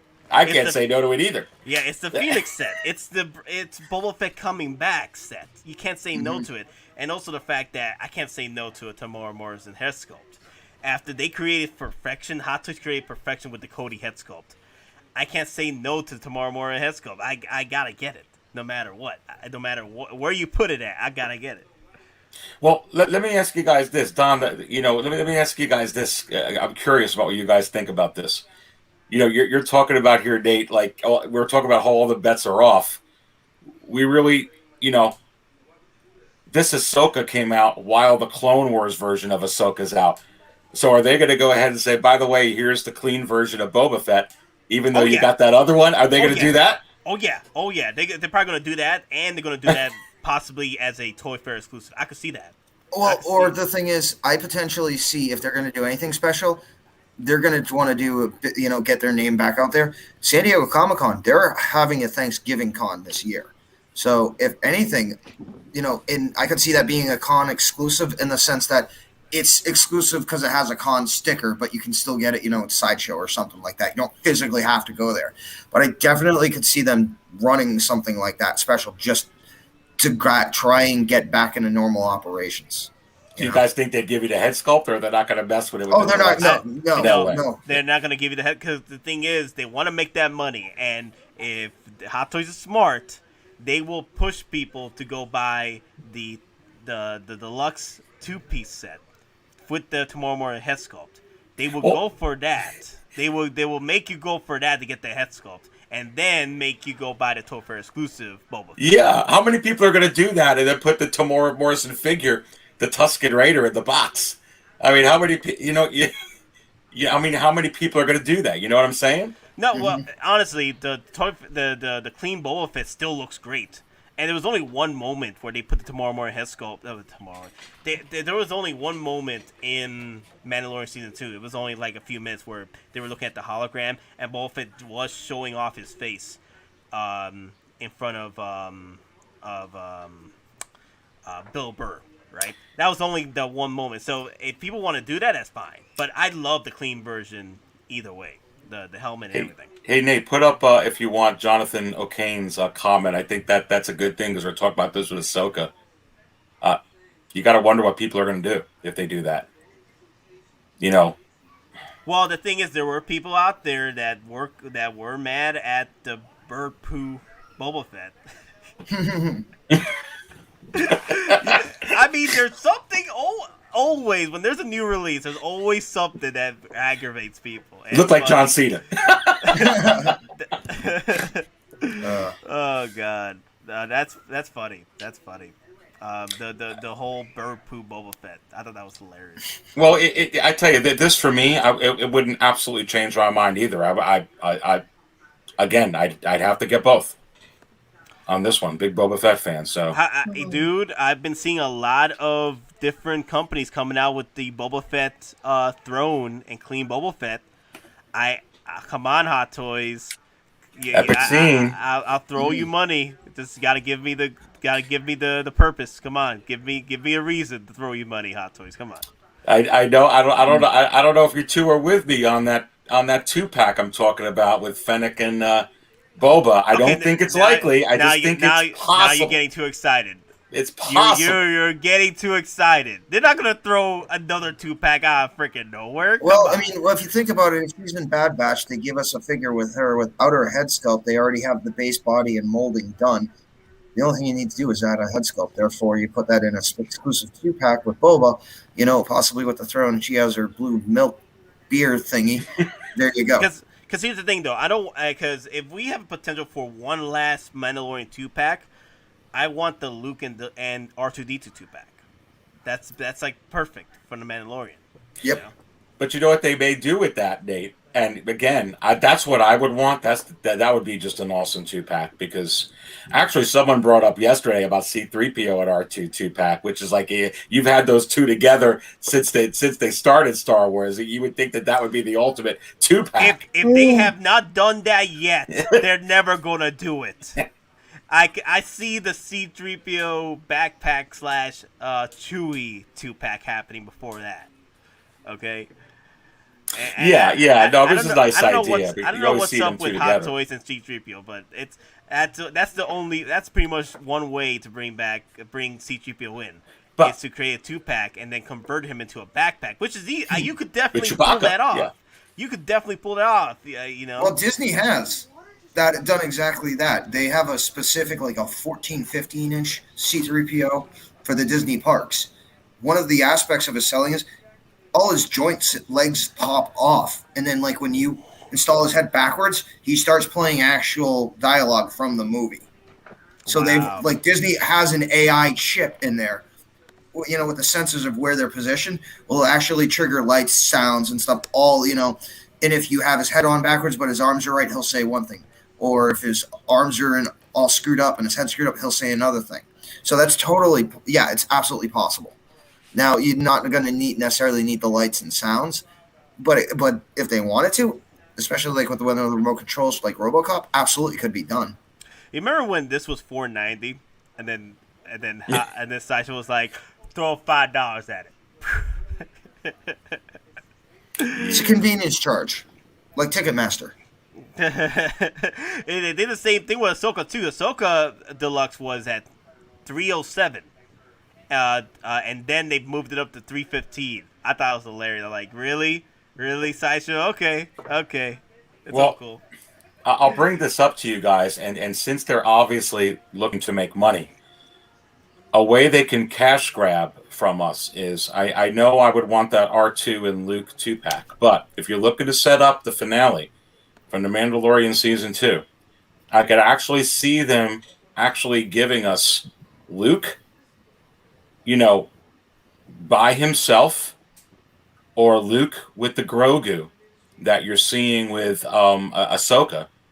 And then it's like, oh, I wish we had R2. And because they had R5D4 in Season 2, and because they've already teased and have the molds for R5D4 that they already displayed at a show, is it possible that they give us, you're talking about a Droid 2-pack, another Droid 2-pack, R2 and R5D4. And then they're going to try and make you like, I'm going to get them both. That's one way to do it, because in the original Last Jedi 2-pack for the droids, those two never met up at all. And he just threw them in there. So, and R5 or R2D2, they only met up once, and that was in New Hope, and they never met up again. So there's that way of pulling that off. Now, there is a question that Lozano is asking. And he says, how do you guys feel about the Moff Gideon head sculpt? I really want to like it. Still thinking about getting it, though. I think the problem with that head sculpt that you've been seeing in the promo shots is the lighting problem. The Hot Toys, because if you look at the actual photos of the painting, because they're all over Instagram. You check it out. The Moff Gideon photos of them painting it. It looks literally like Moff Gideon, like it's 100 times better than the actual promo shots. The behind the scenes shots look a lot better than the promo shots for Moff Gideon. Check that out. They actually pretty good. Actually, I might pull that up. Yeah, I actually like the head sculpt. I mean, I was looking at the I think they had the secret base things or whatever. I mean, at the end of the day, I don't think Hot Toys is doing a. I think that some of the lighting that they use in some of the dioramas and ways that they want to show these figures, sometimes it comes off wrong. And I think when you look at the actual prototypes, it looks good. I mean, I like, what is the actor's name? Giancarlo Esposito. I mean, he was in Revolution. I mean, I like the actor. I think they captured him well. And I do think that, when the final production photos is going to, they're going to do an outstanding job. So I think the same thing on that Lando figure as well. And also the Bo-Katan figure. There were some questions on the Lando figure, and everyone's talking about the Bo-Katan figure. And now there are even questions with the Rosario, Dawson figure. And I think, not many with the Tamora Morrison one, but I think at the end of the day, I think they did a good job with all those figures. And I think the final production photos will show that. Yeah, I'm going to agree with that. But my only concern is, especially since he's also on the BOYZ, what was it, like So Toys is actually doing a full BOYZ run right now. And out of like many companies that are doing it, they have the best Homelander as far as facial features. My only concern is they're gonna, make his version in the BOYZ, and it's gonna knock, as far as facial features, knock the Hot Toys version out of the park. That's my only concern. Yeah, I can't find the picture, but yeah, go do some searching, especially on Instagram. I think who's the head sculptor for that?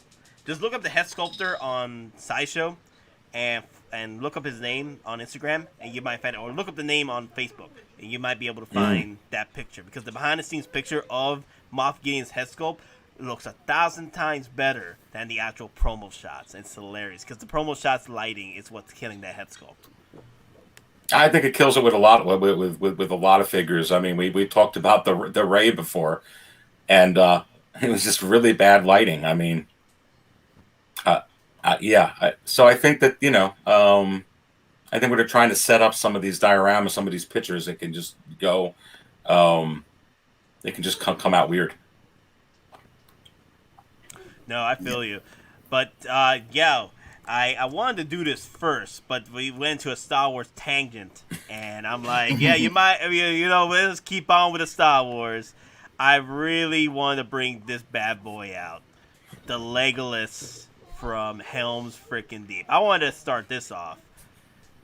And, oh my god, guys. This figure is beautiful, man. This freaking figure is freaking beautiful. Now, the collector edition, just the figure alone, is $195. Now, you do get all the accessories that comes with this figure for $195. The reason why it's $100 extra is because of that damn diorama base that you see. So here we got all the accessories from it, and me personally, my favorite look has always been the Helm's Deep version of Legolas, because of the Rohan armor that he mishmashed to his body, to his clothing, and he's always been one of my favorites. Yeah, I mean, Legolas is awesome. Yeah, we were going over this in one of your. Wasn't this the one from? What's the company again? Asmus or what Asmus, is it again? Yes. Yeah. Asmus. And yeah, it's man, look at that. I mean, yeah, it's they did a really really good job. And now this is rooted and sculpted hair, blended in.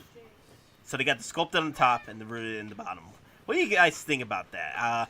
I think I would have preferred to go full on rooted, but then this would have been a crown line, because the crown line, they made the Gandalf all rooted hair.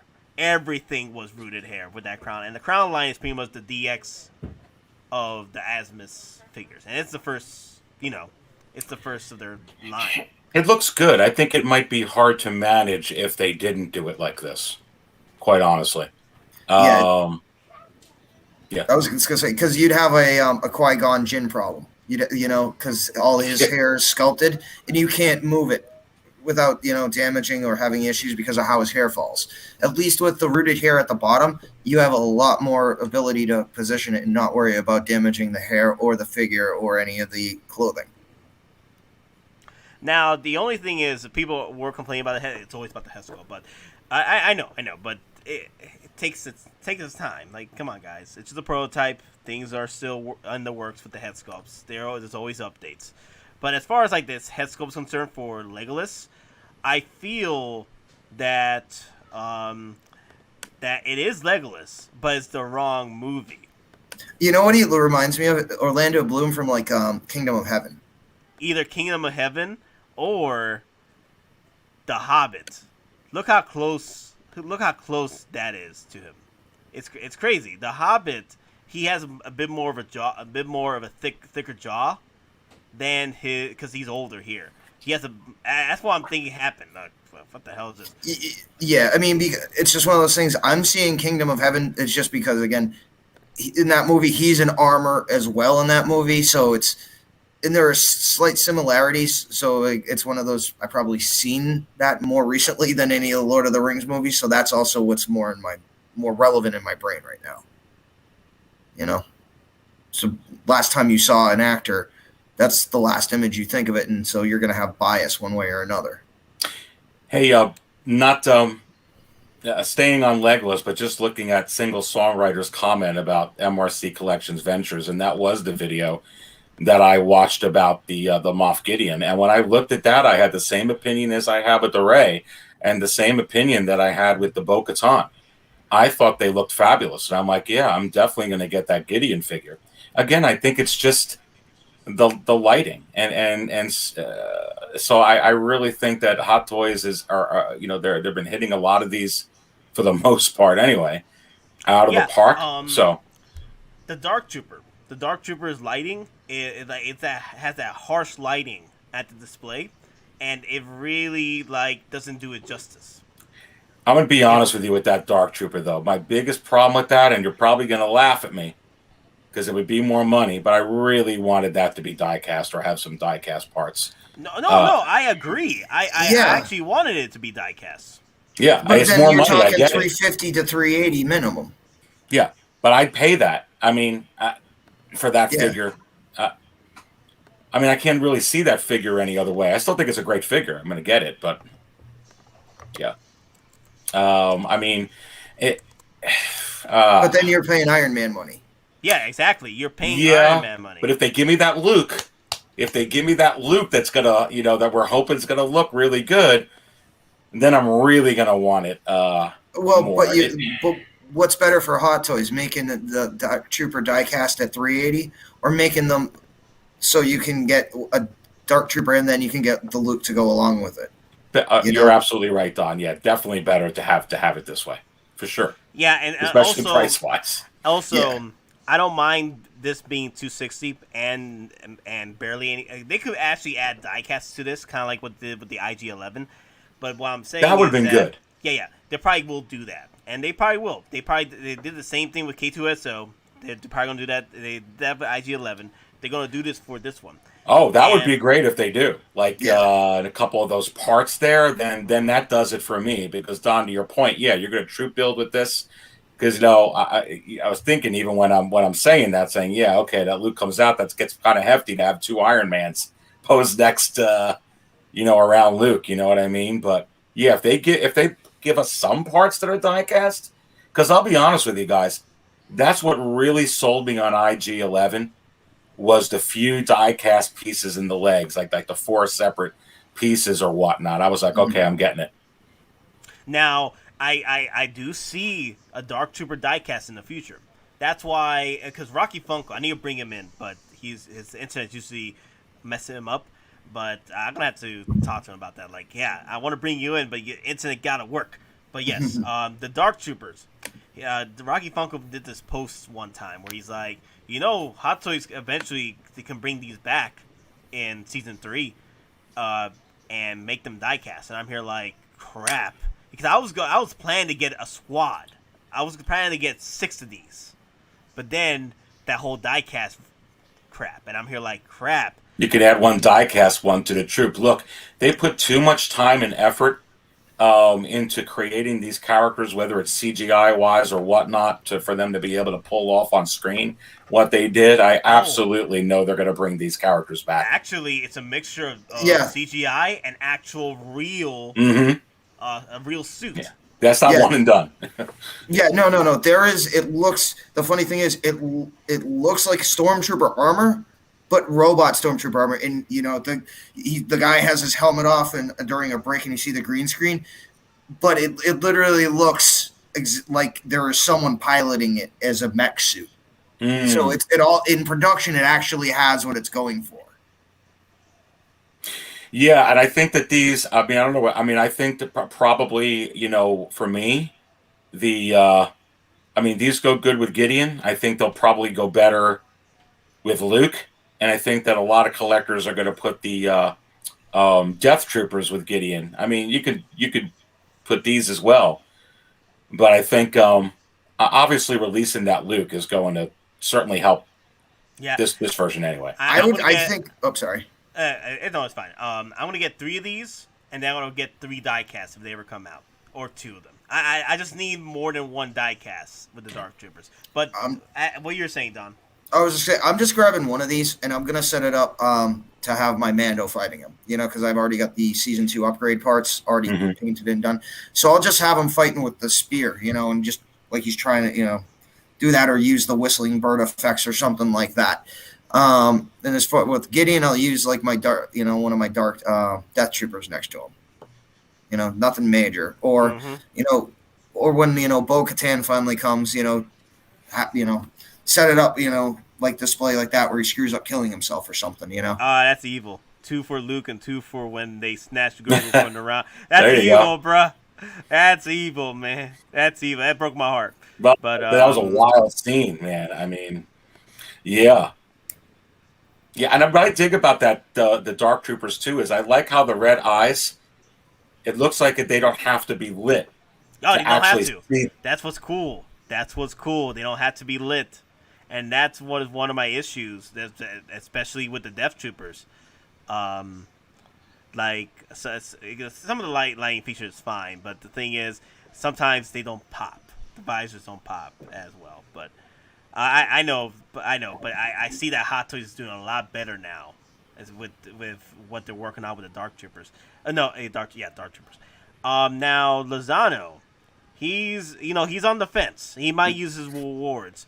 All I'm gonna say is, the villains don't do well, especially in the Star Wars Hottoys. They don't do well pre-order wise, and they usually sell out pretty quick. Krennic sold out pretty quick, and he was only like add to cart for like 2 weeks, and I'm just saying that just if don't just keep a pre-order on that Moff Gideon, because he will disappear on you like this.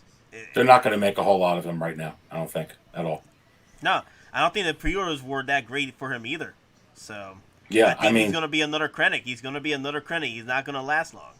We're going to have to keep an eye on it, like you were mentioning, Nate. That you got to look at each one of these differently. You know, is it possible that one could actually hit waitlist before it gets to stock? Not necessarily, but you have to look at some of these where the pre-orders are really low and you kind of feel it out, like that IG-11. That one is. I really, you know, if I had to put money on the table right now, that one's going to go like the heavy Mando. The Moff Gideon one, I'm not sure, but you never know. I mean, it depends on how low it stays pre-order wise. You know, IG-11, I'm surprised IG-11 has not sold out yet, because he's been low in the freaking pre-orders forever. Even when he had his superhero moment in Mandalorian, he still was low. That's when I bought him. That's when I placed my first pre-order, is when he had that superhero moment with the Scout Troopers. So that was when I really went crazy for him. Well, now, he's been high the last month. Now, did they take off the only one per person, or is that still remaining? No, I think they took it off. Let me see.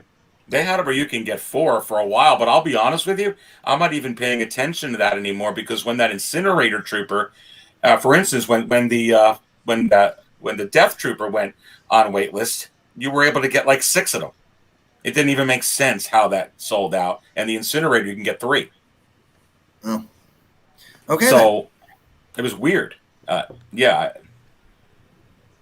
Because when I heard that the Death Trooper went out, I'm like, how's that even possible? Because that came out of nowhere. They didn't even go blue screen, or if it did it like a blue screen for 3 minutes. Yeah, for 3 minutes, and then boom. So I don't trust those stats anymore. I don't even trust the pre-order stats anymore either. At this point, when it comes to certain figures, it makes sense that it's going to last for a minute. But sometimes some of these not throwaways, but these army building figures, they usually don't last long. Like, I'm lucky that I was able to pre-order at least 3 of these Death Troopers and paint them off completely before. Well, I'll tell you right now with this Incinerator Trooper, and I was crunching the data again today, and I'm trying to find it, but this thing is not. It jumped up to 275 from retail from 228. And it's not moving. You can get this right now all day long between 260 and 290 all day. right now. Now, it doesn't mean it's going to stay that way, but it's not moving like some of the other figures. Even, believe it or not, now the Death Trooper from the Mandalorian actually leveled off like the OG Mando did. OG Mando went up to shot up to 400, 425, and then kind of leveled off between 325 and 340 for a while. And now that OG Mando's back up close to 375, and that's going to keep going. But the Death Trooper shot right up to 325, 335, and now it's just 300. That's the average. You can still find deals on Facebook, but you got to be on point. You got to be on point with those Death Troopers on those deals on Facebook. Mm-hmm. But on eBay, you're gonna be paying a little bit more. But right now is a good time to buy up a Death Trooper. Yes. Yeah, absolutely. Before they hit my point of no return is the $400. That's the point of no return for me. Like, that's when, oh yeah, I'm not dropping $400 on this figure. Yeah. Hell no, not happening. I'll drop $350. I'll drop $325. But $400, get the hell out of here. Not today. Not tomorrow. How about $525, Nate, for Tarkin, because he just went up to 525 average, and are they going to give us a Tarkin with this Bad Batch? Because I can't get him either. I'm just gonna wait. I'm gonna wait till Bad Batch, and I'm feeling it. Don, that's one we didn't talk about yesterday. I mean, can you see them also besides the Fennec? I mean, because he's all over the previews. Yep, Tarkin well, I mean, I have the Tarkin Vader 2-pack. I think that's the greatest 2-pack specifically for Star Wars that's ever been made by Hot Toys. So, yeah, because that also increases the value of mine when they make, a Bad Batch version. So, I mean, Tarkin comes out, that's going to push the 2-pack with Vader to over $1,000. Yeah, no, absolutely. And I could actually see them doing, I mean, that is one that I just haven't been thinking of, but I know they're going to come out with that Tarkin. But could they do this on May 4th for the Bad Batch? It's safe because it's Tarkin. Yep, and it's not Grand Moff Tarkin. He's just Moff Tarkin at this point. Right, he wouldn't be Grand. That's a good point. Right. They might. I mean, I would hope so because I'd scoop that up. I wouldn't care if it's not. Yeah, Grand. And his uniform would be different too. Yeah, his uniform would be different. It wouldn't be and also I think his hairstyle. I'm trying to pull it up right now. I think his hairstyle is much different. Yeah, his hairstyle it got more hair and it's browner too. It's not as gray. Mm-hmm. I'm trying to pull it up right now. There you go. Okay, this is a perfect picture. Perfect. Okay. And if I could just work the magic here. Is that going to fill the gap for me? Because of how high that other one's going, I'm going to make it fill the gap. I mean, it's yeah. I mean, there he is. That's our boy right there. Yeah, he has, from what I can tell, he has the browner hair. Like, he hasn't grayed out fully. And he has, and his uniform is slightly different. Like, it's not the full-on Grand Moff yet. But you know what I could see them doing with this Hot Toys? I could see them maybe just doing a little bit with the color. I mean, I could actually, and then, a couple of subtle differences in the uniform, but kind of the same. And then just changing the color and leaving it exactly the same. Like, I could see them doing it. Like, not even changing. I mean, he's still older. He's still an older guy here anyway. So it's not like he's like, super young in this, Well, we've had lazy reissues before. Yeah, that's what I'm saying. So so Hot Toys can do that if they want to. They could literally just just turn up the machine again and just use the same mode, same everything. Don't even change up the color of the hair. Just throw in the Moff Tarkin. They don't even need to change the medals. Well, and maybe it'd be lazy on purpose. Well, actually, if you look at his sleeves are different too, because it almost looks like he almost has pockets, but he has like bounders or see how both on his left and his right, it almost looks like semicircles that are encompassing over the bicep, whereas that's not on the normal Imperial uniform. Yeah, so Oji, he popped up on the stream. Same amount of rank insignia, just different colors in the version of Tarkin. Same sculpt, different paint. And that could fill the gap. That'd be a safe way to put out a Bad Batch figure without them taking too much of a chance of putting out a Hunter or something quickly. And then, people would scoop this up for various reasons. Well, the thing is, they have put out reissues. Like I said, they put out lazy reissues before. But the Mark 47, they did change the red, though. The reissue Mark 47 I have is not as it's not the same red. It's a brighter red for the reissue. The original Mark 47, the red is slightly darker, but it's not as bright. So I don't know. They might pull the same thing with the Tarkin, but just change up the colors a bit. Yeah, I mean, we're talking about safe bets, and that's why I was bringing up Fennec, is because I think that, and I'm not saying it'd be a Bad Batch version of Fennec. I mean, they could, but you have to think of how they're going to go ahead and promote this new show that's going to debut on May 4th. And if they want to play it safe, you get some characters that are already crossing over in some other things, like Tarkin, like Fennec, that may be, or the Emperor. The Emperor was another suggestion. It would be a great time to come out, with a Palps. So I could see, a few of these like that. Yeah, I'll be surprised if they drop a Palps from this line, from this show, because we all want a Revenge of the Sith Palps. So, I say they're probably not gonna reveal or put out a Palps for this show, but later down the line, closer to Revenge of the Sith anniversary, we will see the Revenge of the Sith Palpatine, because we're overdue for a new Palpatine. Oh yeah. And I'm wondering how they would do it marketing-wise, because I agree with you. I don't think they'd come out with one for the show.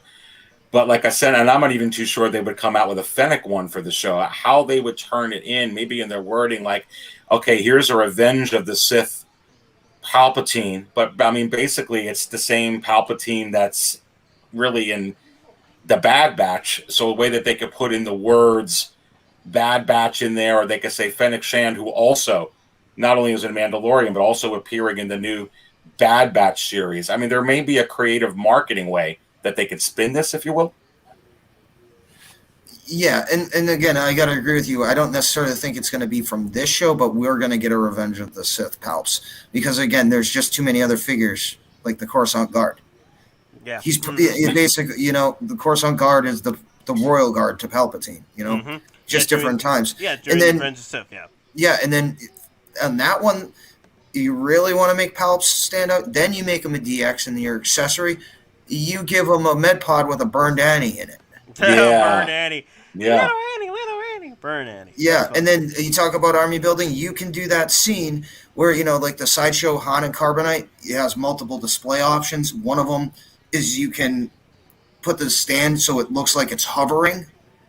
So, again, with the med pod, you have multiple options. So it looks like you have 4 Coruscant troopers carrying him in, or, he's upright like he's being lifted off. I mean, or, if you really want to do it as an accessory pack where you got some of the medical droids and go for a full, diorama. Yeah, that would be epic. And also, man, there's a lot of troopers in this show, too. So, especially the proto Dark Troopers. Those are Phase Zero, most likely, then. Yeah, those are because Phase Zero are actual they're clones that have been cybernetically enhanced. They're not actual robots if they're Phase Zero. The problem is, again, with canon, most of the clones in Phase Zero end up killing themselves. Because sorry. No, go ahead. You're right.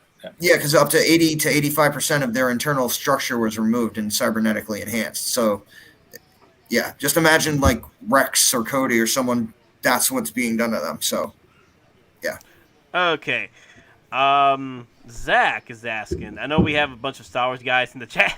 Y'all have any idea when Endgame Thor Cap is shipping? Oh my God. Cap just got delayed again from Sideshow. So Some people actually got the first run. yeah, they did. They There did. was a small run, a small batch they got, and that's already out.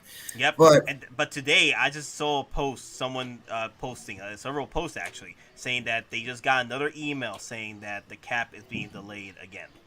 So that's a shipping issue. I mean, there's 20 plus boats just waiting to start unloading their stuff in LA or Long Beach. So, yeah, like IG-11s are probably in the port of LA.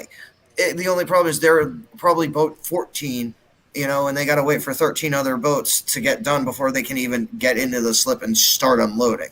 Mm-hmm. And then at that point, every Connex has to get unpacked. All the product needs to go to specific distribution centers before it even gets to the warehouse at Sideshow. Mm-hmm. So, I mean, even if the boat pulled in tonight, it's still going to be a week to 2 weeks before the product is even in Sideshow's possession. And Thor Endgame has not even been released yet, so that's even. Wait, what is the date on Thor Endgame? Is that next month, or that got delayed again?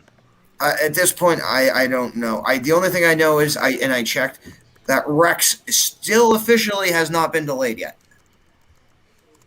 Yeah, that's interesting. Did that quarter scale Spider-Man get delayed? It did. It did get delayed. Okay.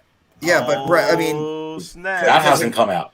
Well, yeah, because when I go to my order, it's still saying the normal May through June time frame that it's always had. Now, the other orders that I have, I go and I click on the actual item like IG-11.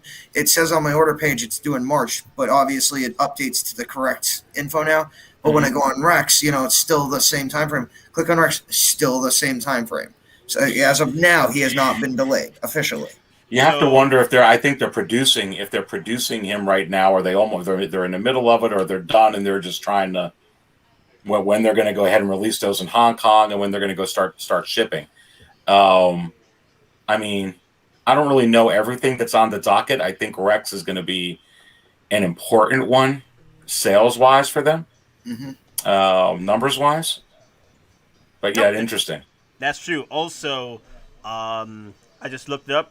June or July is Endgame Thor. So. Yeah, and that's in Hong Kong. So whenever it gets released in Hong Kong, it used to be, think 2 to 3 months before Sideshow gets it, or it gets in the U.S. Now, I'll be honest, there's no way to count it with all the shipping issues in the world right now. So it could be 2 months, it could be 6 months. I tell you what, you guys brought up Rex, and I'm telling you, and if Cody winds up showing up also in this bad batch, my goodness. I mean, I have the Rex. I didn't have the Rex pre-order. I didn't. I was waiting. I was just waiting. I was absolutely getting it, but I just I didn't see any concern. I don't need it that quick. But as soon as I saw him, that trailer too, I pre-ordered it that day, man. And now things are getting a little bit more weird. I don't know. Right before this, he was number one the past week. He rised all the way to number one, selling wise for Star Wars. Now Ahsoka kicked him off, but he's still number two. I mean, Rex went ahead of the darn Beskar Mandos, both of them. So, whatever stock that they were going to have, the safety stock. I mean, that's kind of building and building and building on that. I'm telling you right now, I don't know what you guys think. I don't think Hottoys is like, oh, bad batch, let's go make 5,000 more Rex. No. The thing is, no. They probably will make more Rexes because pre-orders. Because the thing is, Hottoys has before increased their numbers due to more hype for the pre-orders. They have done that before. They have done that with more batches. Rex, just depending on the hype and the pre-orders. And Cody I was gonna bring this up with you on your next stream on the 24th, but I have the pictures ready and everything. But Cody, he almost sold out from Sideshow at one point before the add to cart, and he actually hit the wait list.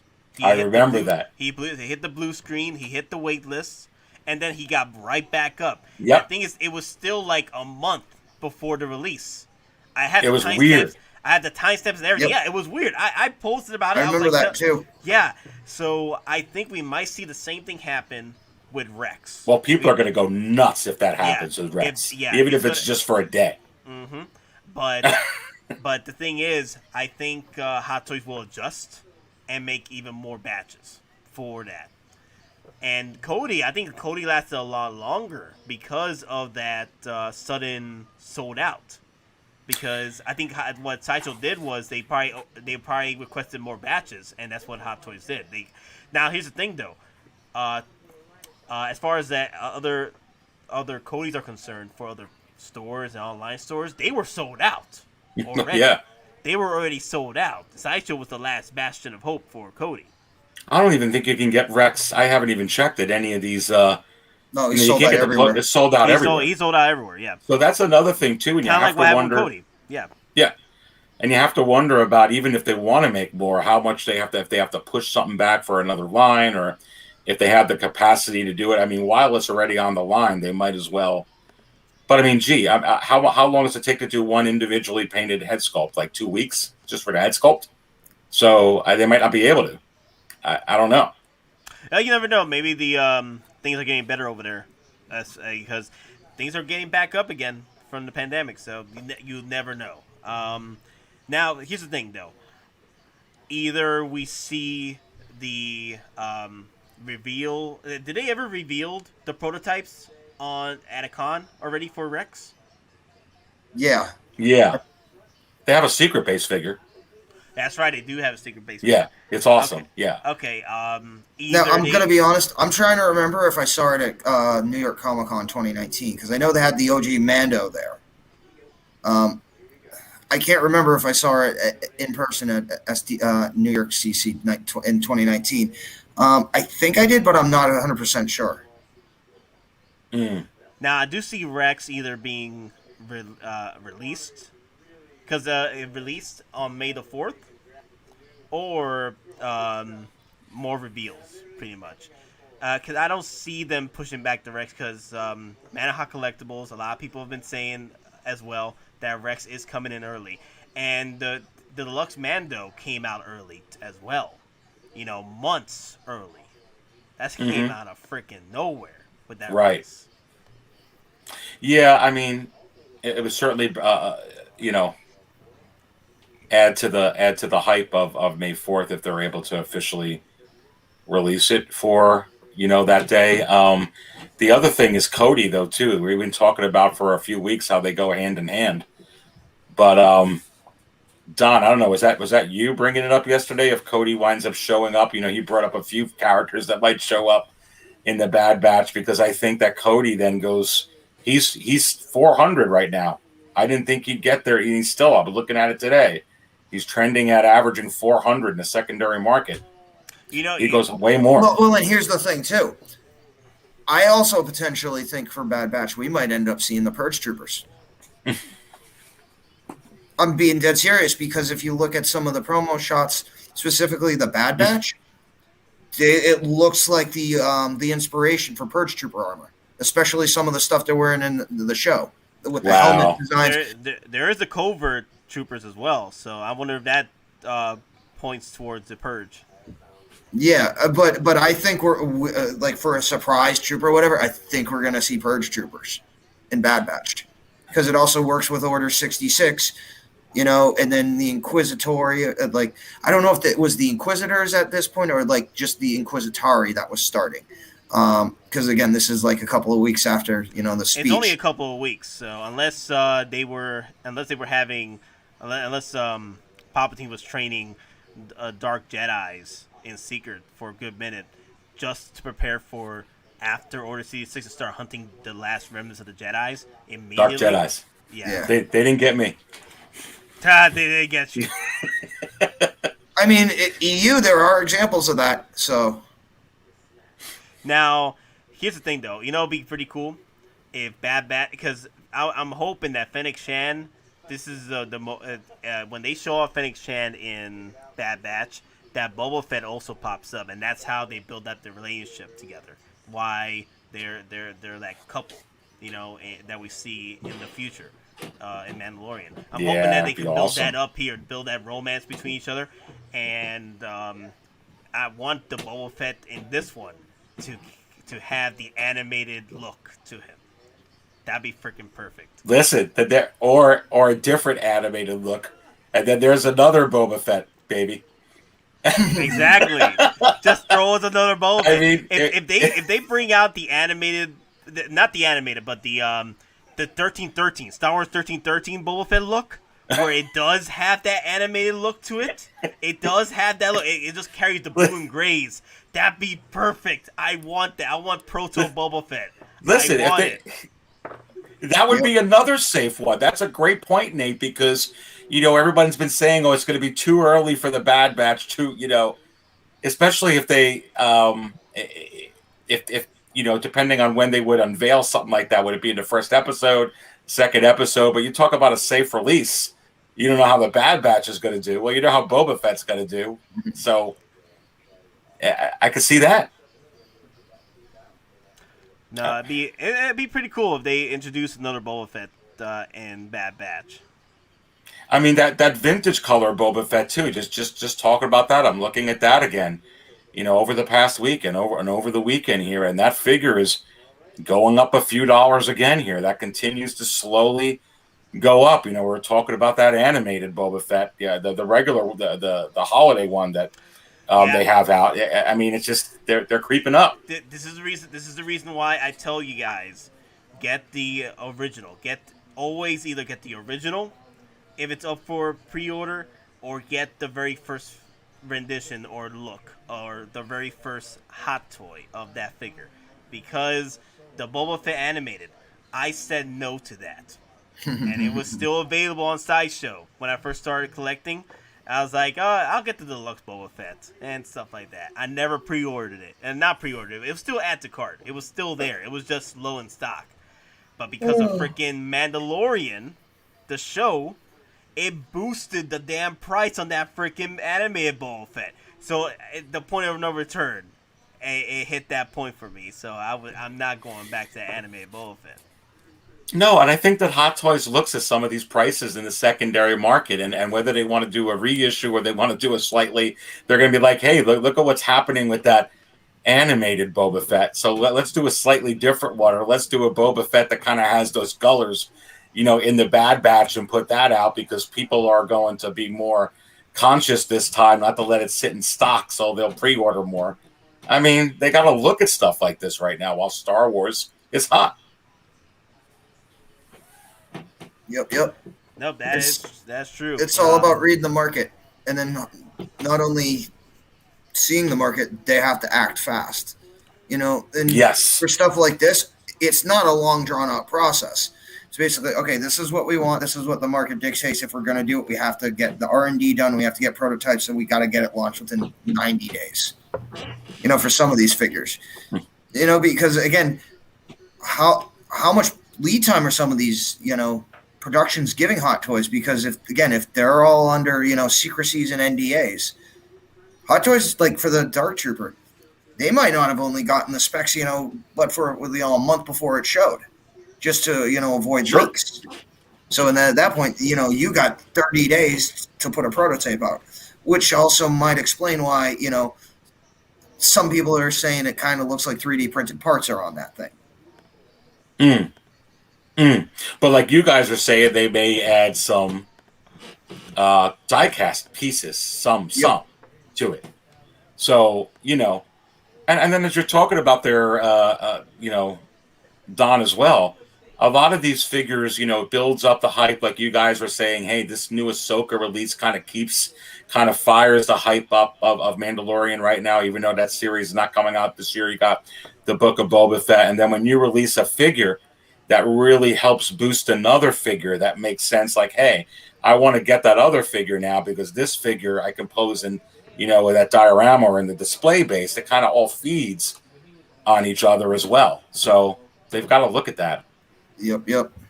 Nope, that's true. And then now let's see who brought it up.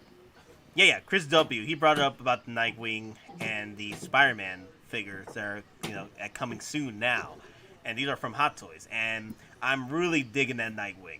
That Nightwing is beautiful from here, and I'm enjoying it because the fact that they were already a third party was already working on a Nightwing, and I feel that Hottoys was like, you know what, let's do our own Nightwing for the Arkham line. And look at him. That looks freaking beautiful right there, man. Yeah. I mean, and this is all another thing for them. This is their just the comic series, so, which is totally separate even from like the Punisher, War Machine, and Venompool, which was the comic Contest of Champions, which is totally separate, from their normal comic line or video game line. So there's basically, they could make just sublines, of different things. Now, this would go well with your Batgirl. The Batgirl that's still up for pre-order. Mm-hmm. That's another one that you should not sleep on because that one is... A lot of these Arkham line figures, like, they will go up for money and then they take a big dip and they go back up again. But in initial resales, they are high. So that Batgirl, you don't want to miss out on getting her. That's a good piece to have with your Batman Beyond or... in this case, your Nightwing.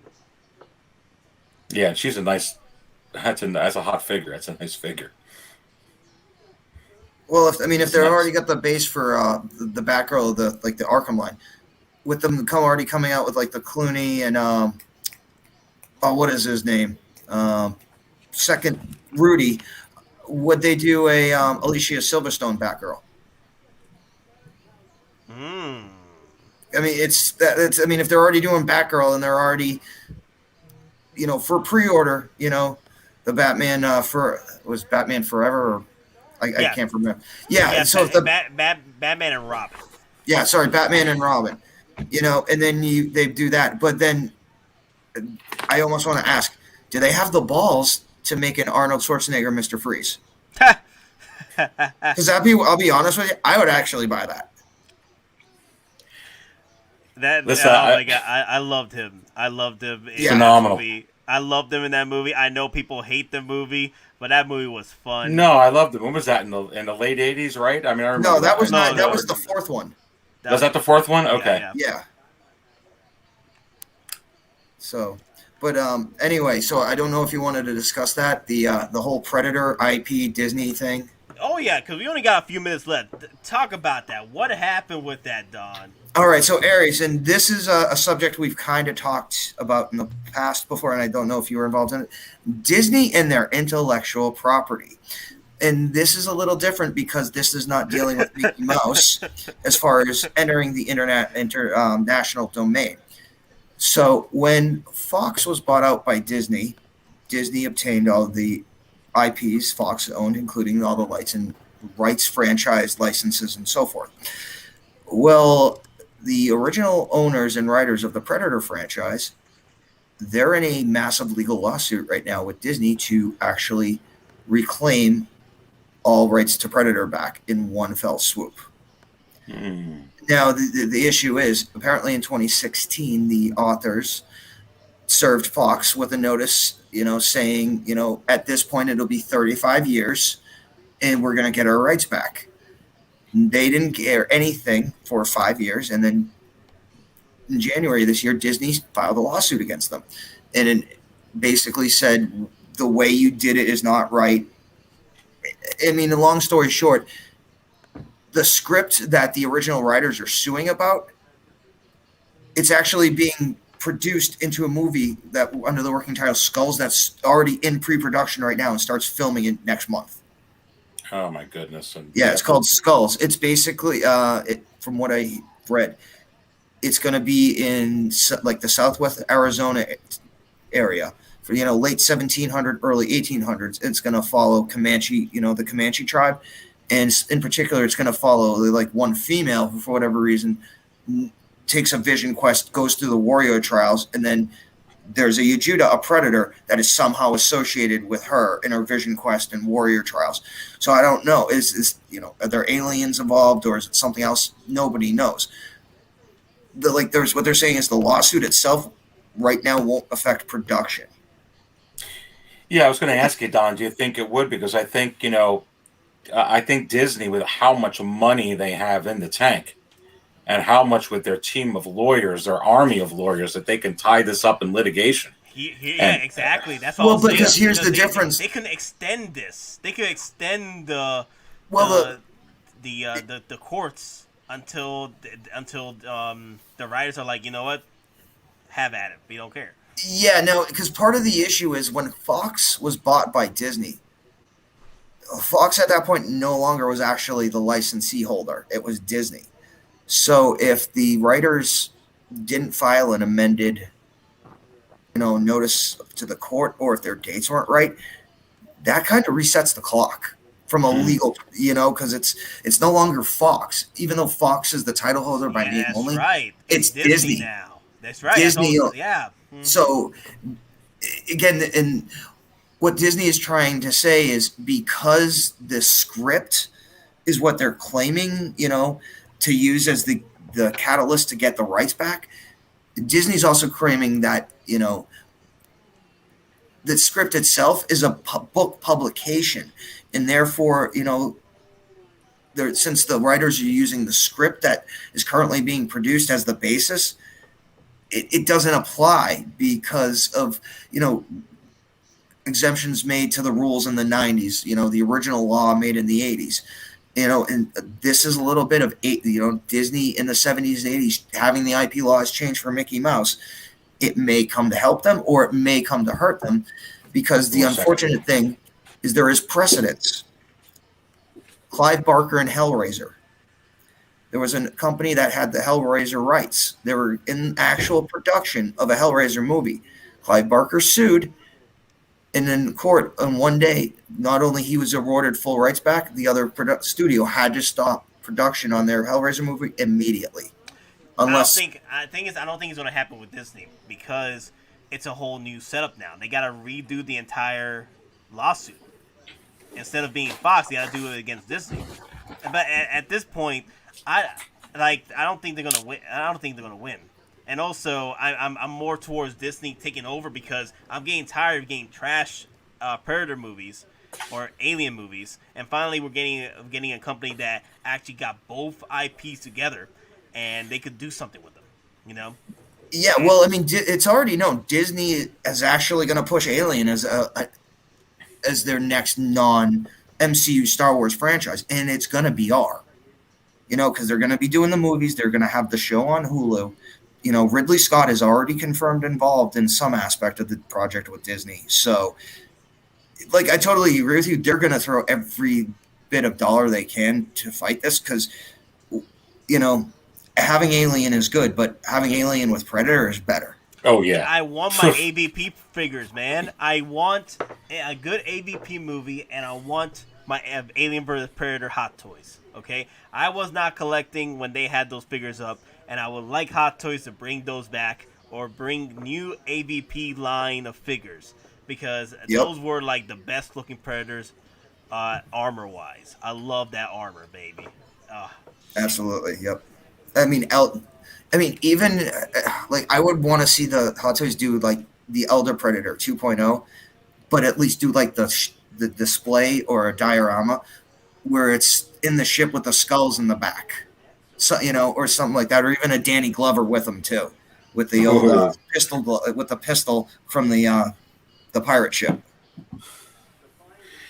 They did a great job with those early Predator figures, Hot Toys. I mean, I think that was their first big license, if I wasn't mistaken. I think, major. So yeah, it would be great to have Hot Toys. Obviously with Disney, they'd be doing it again. Hey, OG fan, don't worry. J.J. Abrams is working with DC now, so he can ruin that. even further. Well, speaking of that, and this goes into the Kathleen Kennedy thing. Apparently, DC, HBO Max, and all them, they were going both after Jon Favreau and J.J. Abrams, and apparently, the heads at Disney, they had to make a choice. They either get rid of Kennedy or they risk losing Favreau forever. Mm. I mean, and so again, that's lose Favreau. Yeah, I mean, Favreau's been making that money. Exactly, and that's being reported by like Doomcock and all his sources. And there's other things that kind of confirm that people are saying that HBO Max was actually going after Favreau, and apparently, and again, I don't know if this is confirmed or not. Certain people like are pushing for him to join DC because of what he's doing with Marvel, kind of like a purge of the Joss rewrites. Now, maybe take me to bed or lose me forever. Okay, Goose. that's funny. That's definite Top Gun reference. Oh, speaking of Top Gun, I need that movie. I need the sequel. I want to see what they want to do with it. Yeah, me too. You're gonna actually see some space flight in that. I guarantee it. Because in one of the trailers that originally came out, he's in a modified SR-71 high altitude flight suit. So that means he's going to have to go out of atmosphere. So you're probably going to see a Top Gun movie version of something that is actually rumored to be real, which is the Aurora, which is supposed to be like a high altitude reconnaissance plane. Dude, with the SR-72 is supposed that's to gonna be fun. Yeah. Oh, and the funny thing is, I wonder if that film is going to be sort of like what the original Top Gun was, where it was like a big push for Air Force pods to come in. I don't think for this one, because it's different, because again, you have the Air Force, you have the Navy, now you have Space Force. But what I will say is going to be much different. There's the F-14 in the U.S. is actually retired. However, there is one country that still actively flies it in the real world, Iran. And that's, they got them all pre-revolution. It's 1979. So I do potentially think you'll see Maverick in an F-18 fighting Iranian F-14s as kind of like an homage to the original movie. Oh, wow. Oh, wow. Yeah. Yeah. I mean, it's just politically given a jab at, over there. I totally see that happening. But, all right, guys, it is time for us to go. It's already about to hit 8:30. And I gotta get ready for work in like 5 minutes. But thank you everyone who stayed as long as you guys did. I appreciate you guys staying and checking us out, talking about Hot Toys, especially. We spent a good minute talking about the Ahsokas. And our conclusion is get both. Get the first Ahsoka and get the DX Ahsoka.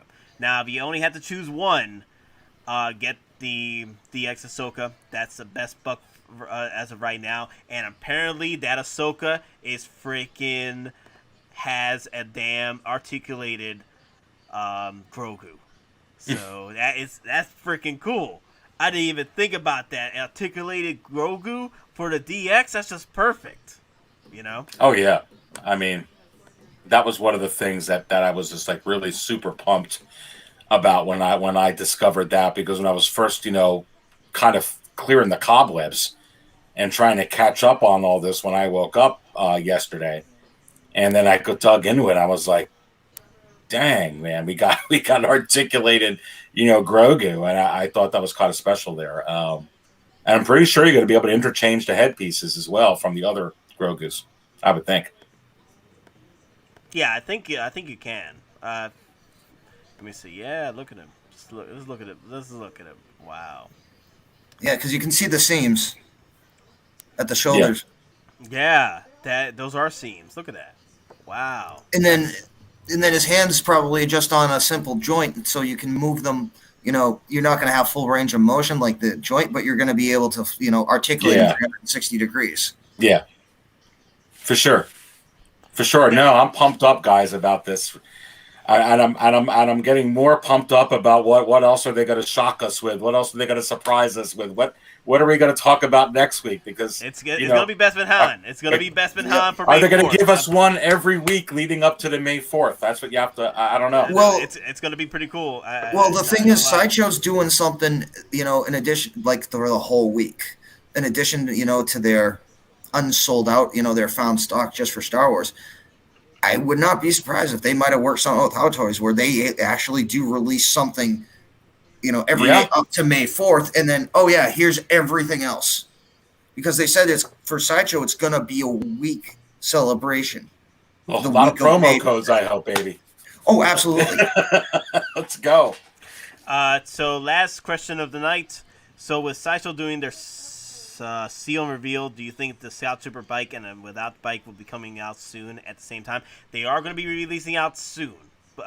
Releasing out at the same time. And I think they're probably going to be released either at the end of the month or May the 4th. Because if they're doing it that early, but here's the thing though, Dom Prime did say that because they're doing the seal and reveal this early, it could be that the pre-orders weren't that great for the Scout Troopers. Yeah, it's a production sample. I can't think of any other time Sideshow has sent a pre-production sample to, Sideshow has been sent a pre-production sample by Hottoys when the item hasn't even been released in Hong Kong yet. Exactly. It's always like a month after. The only one that did get some same treatment was the Hulkbuster Deluxe right over here. They got a seal reveal before it was released, But the thing is, with this one, I think because it was either some delays or something, but either way, that was the only one. And it's still up for available add to cart. This thing ain't gonna sell out anytime soon. So, as of yet. But anyway, guys, that's all we have today. I gotta head to work. Everybody got lives. Gotta catch up on. Thank you, Don, for doing another stream. You're doing continuous stream. Yeah, I know. It's like, Oh, man. And Aries, appreciate you popping up for this one. I know you did a lot more talks about Ahsoka last night with Don, but I need to talk to you about the Ahsoka, okay? I could talk about her all day. Let's go. Oh, God. I'm excited. Yeah, me too. I really am. I'm for the potential, and there is a potential that we might be able to see a DX Mando. I want that. Yep. It's gonna be an interesting few weeks. Yeah, we'll see what happens. But anyway, guys, love to see you guys in the next one. If you guys want to drop a like, I do appreciate it. That helps up the channel. If you guys are new to the channel, hit that subscribe button. Also, hit up Aries. His market shows are freaking lit, as usual. Thank you. Yep. And we pop in there for live streams as well. Absolutely. But anyway, guys, love to see you guys in the next one. And may the good times be with you. All right, see you, folks. Always. Later. Bye, folks.